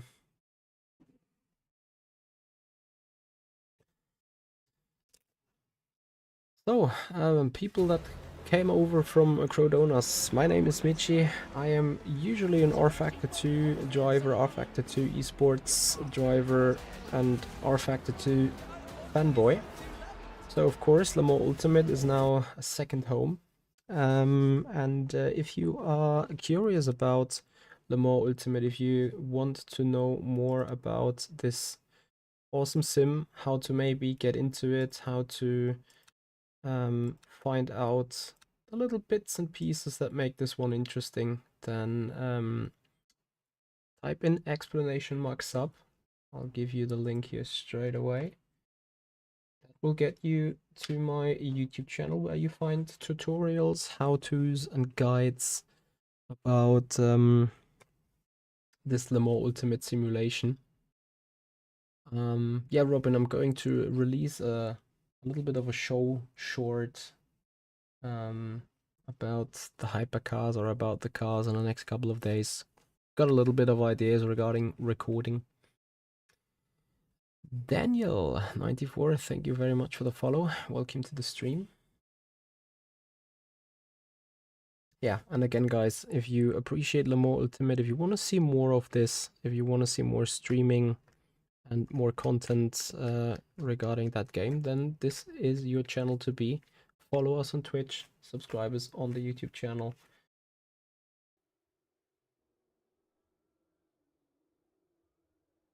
Something on this game.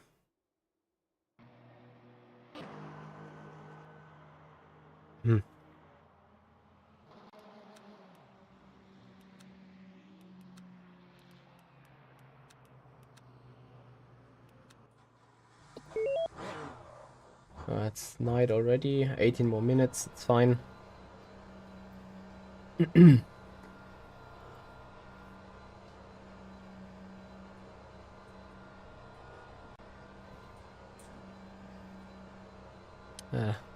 me shut down this app, because this doesn't make any sense here.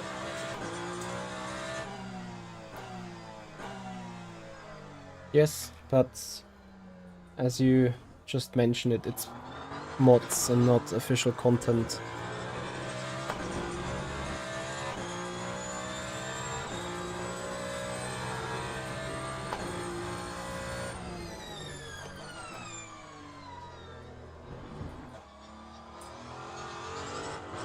Oh, after driving in the wet, feels surreally fast.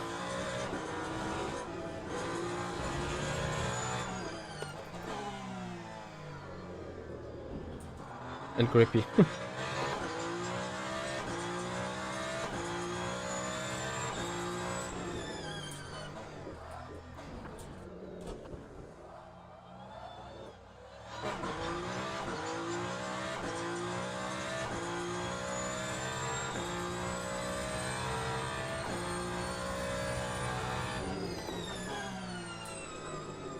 So we're on the online practice server then for tomorrow's 1 hour of Bahrain race. And we're trying to get a quali run in that we tried as well a couple of hours ago and were blocked by traffic. So target is 42s.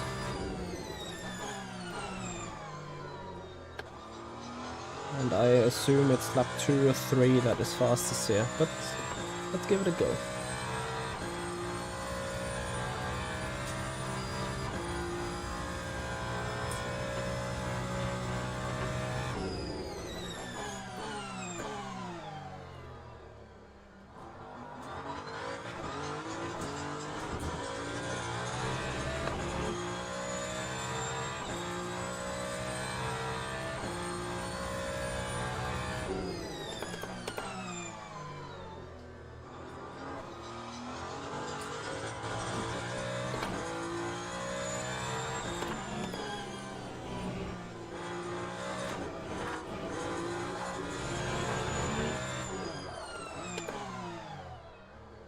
Yeah, I need to drive a wide turn 8, otherwise lap gets invalidated. Great.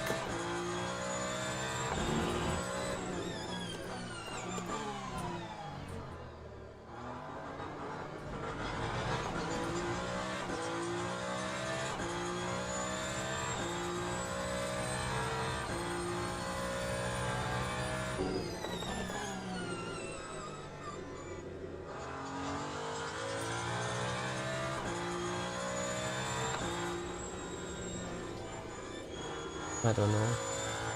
Gordon, thank you so much for your subscription on the YouTube channel.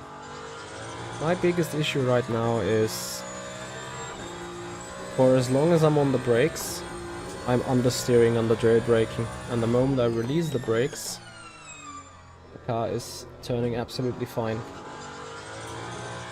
But if I go further back to the brake bias, I lock up on the way to the actual turning point. It's so odd. I need to really brake in time.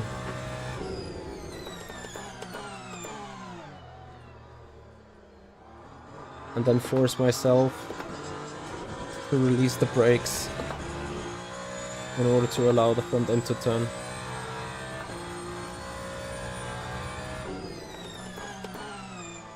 Figures, you will find my graphic settings in the tutorial about how to set up the graphics on the game on YouTube.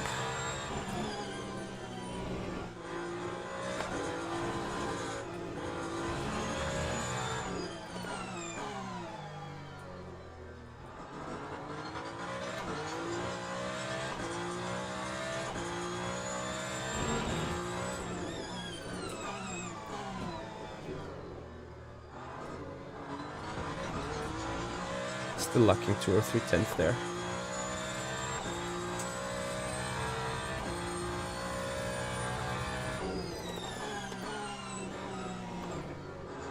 Look, off the brake in time. Easy turning.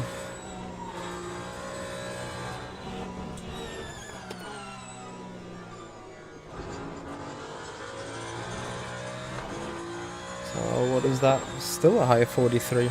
Can't get faster really.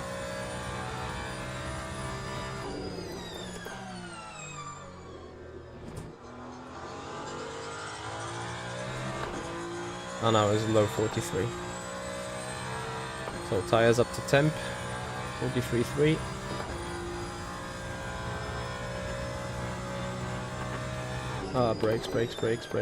Brakes. I was way too late on the brakes. But this is your tire temperature right there. Tire is now up for the job.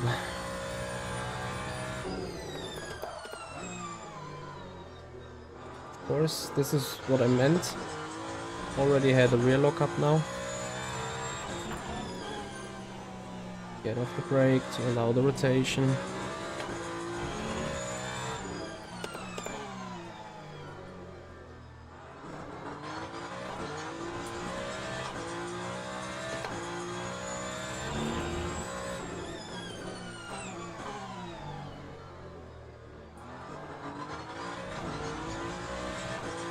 So 10th and a half this was here.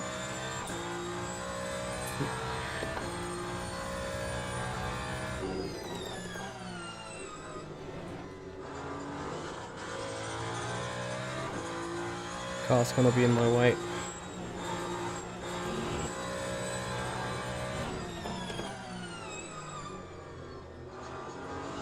Even if not directly in the way, intimidating. Let's see if the soft can survive another lap.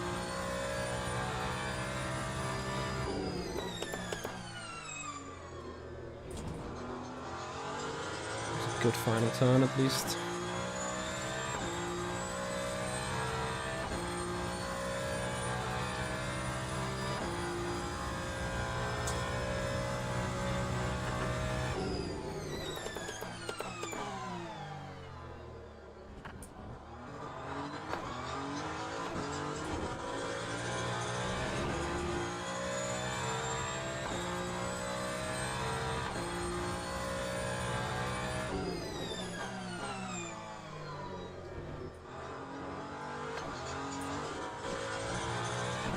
Nope.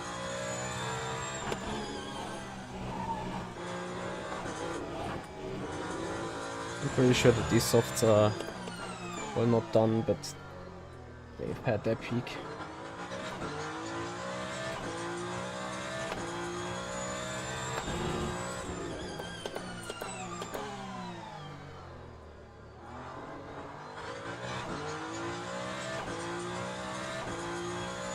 Unless I nail turn 30 now, completely.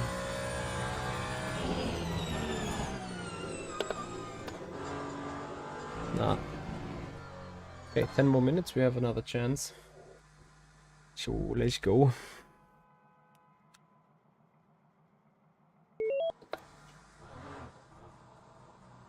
End of time, thank you so much for the affiliate kudos.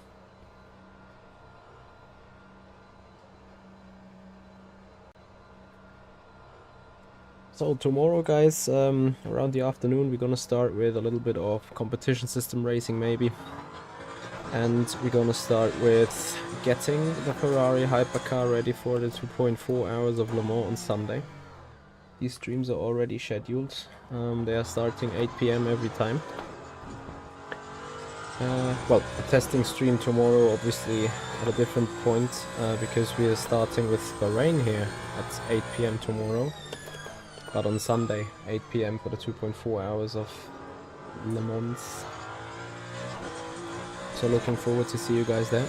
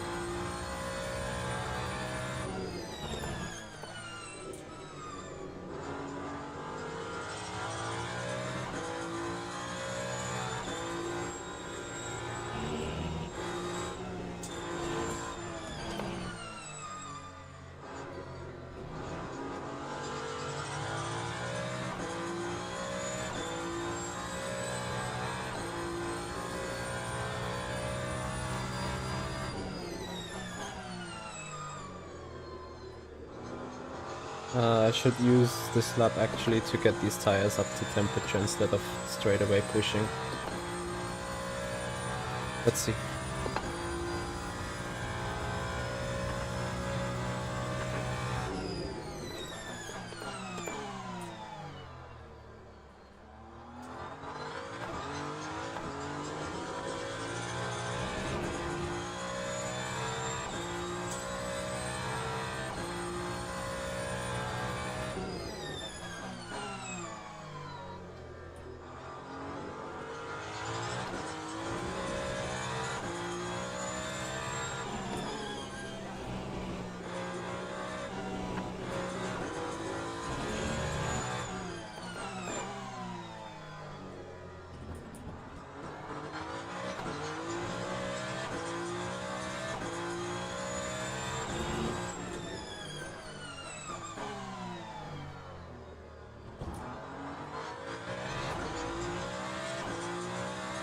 No, car shift, this is multiplayer.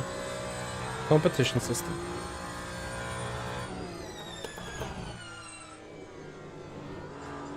It's a practice server.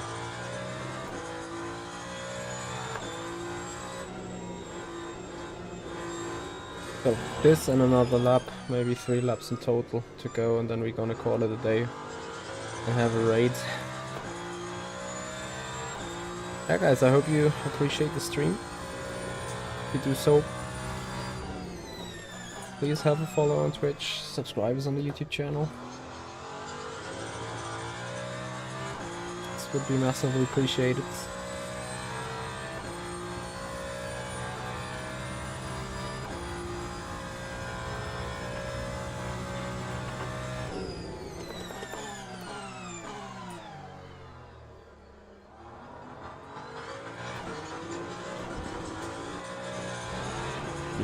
Tire not there yet.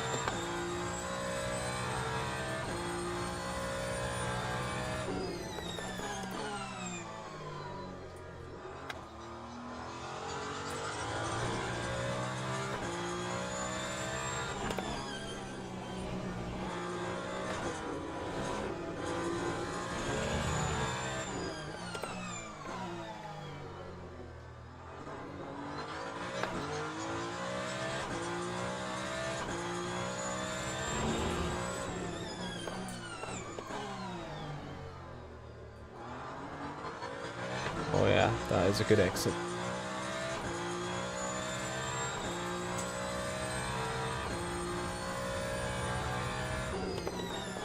What do you mean, how do I manage the battery?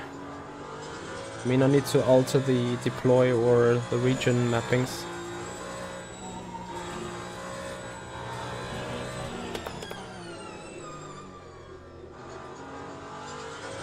It was a bit odd, but it was actually a nice way to get to the apex here.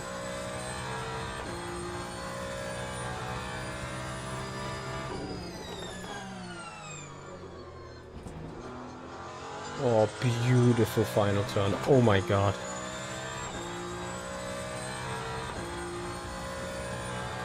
.43.0.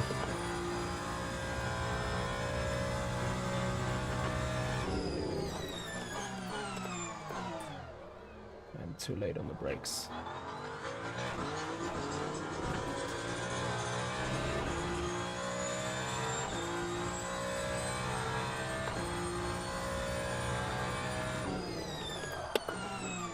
Don't lock the rear, God's sake.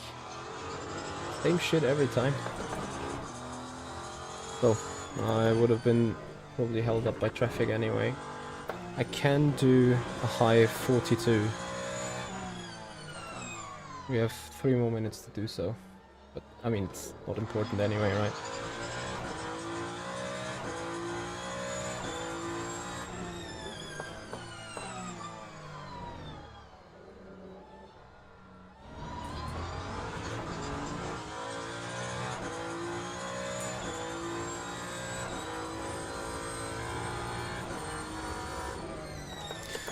How long has the FSR Pro Series race been? LFM Pro Series race on ACC? Was it like from 8 to now? When did that start?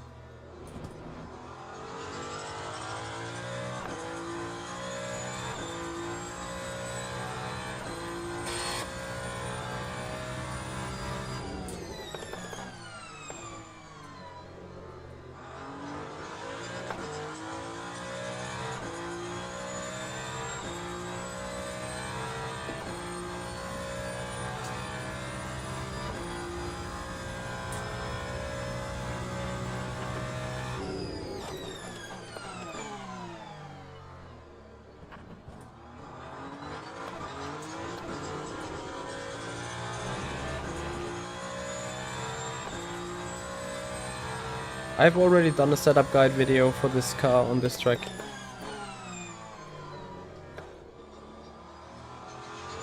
Done it this afternoon already. Okay, this is not going to work, but it's fine. It is still an improvement. And then I think I call it a day. It was a 60-minute race, okay. Yeah, but I guess the most ACC streams started at 8 then, right? All right, guys. We're gonna quickly have a look. Leaderboard. That is a race fuel time though. Page, I'm pretty sure is race fuel as well. Those times are not bad. They're pretty quick actually. I think I did 44.0 in the end. I expect everyone here on the race fuel. And then the hypercar fixed. We also do not have too many people yet that are doing these. And then prototype. Quickly want to have a look at the leaderboard just to find out, you know, what's generally going on. Fefa with a 33.9 in race is this is so crazy. The guy's been grinding all the time. Like I got a 34.5, which is almost 7/10 off.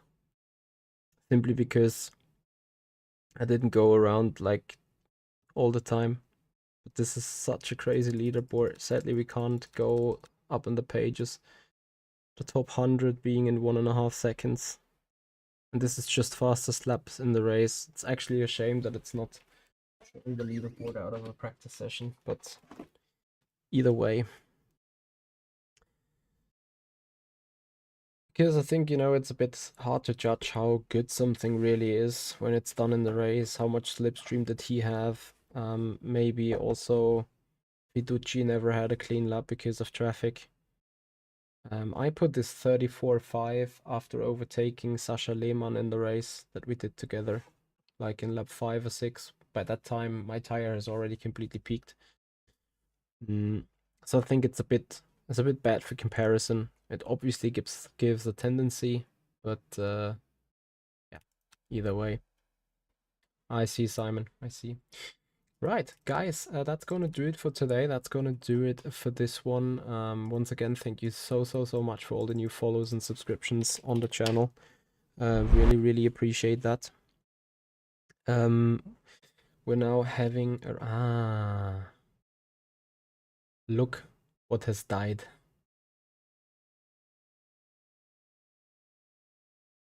The Google Drive has died in the meanwhile. This is why everything glitched for a moment. Because I see right now the streaming overlay that should be there. It's not there, as you can see. Anyway, guys, we're gonna have a raid. Really appreciated your time. Thank you, Simon. Have a nice evening as well. Thank you for all the new follows, guys. If you appreciate this, if you appreciate Le Mans Ultimate, please give this a follow, subscribers on the YouTube channel. We're gonna have a raid to Jimmy Broadband. He is on Le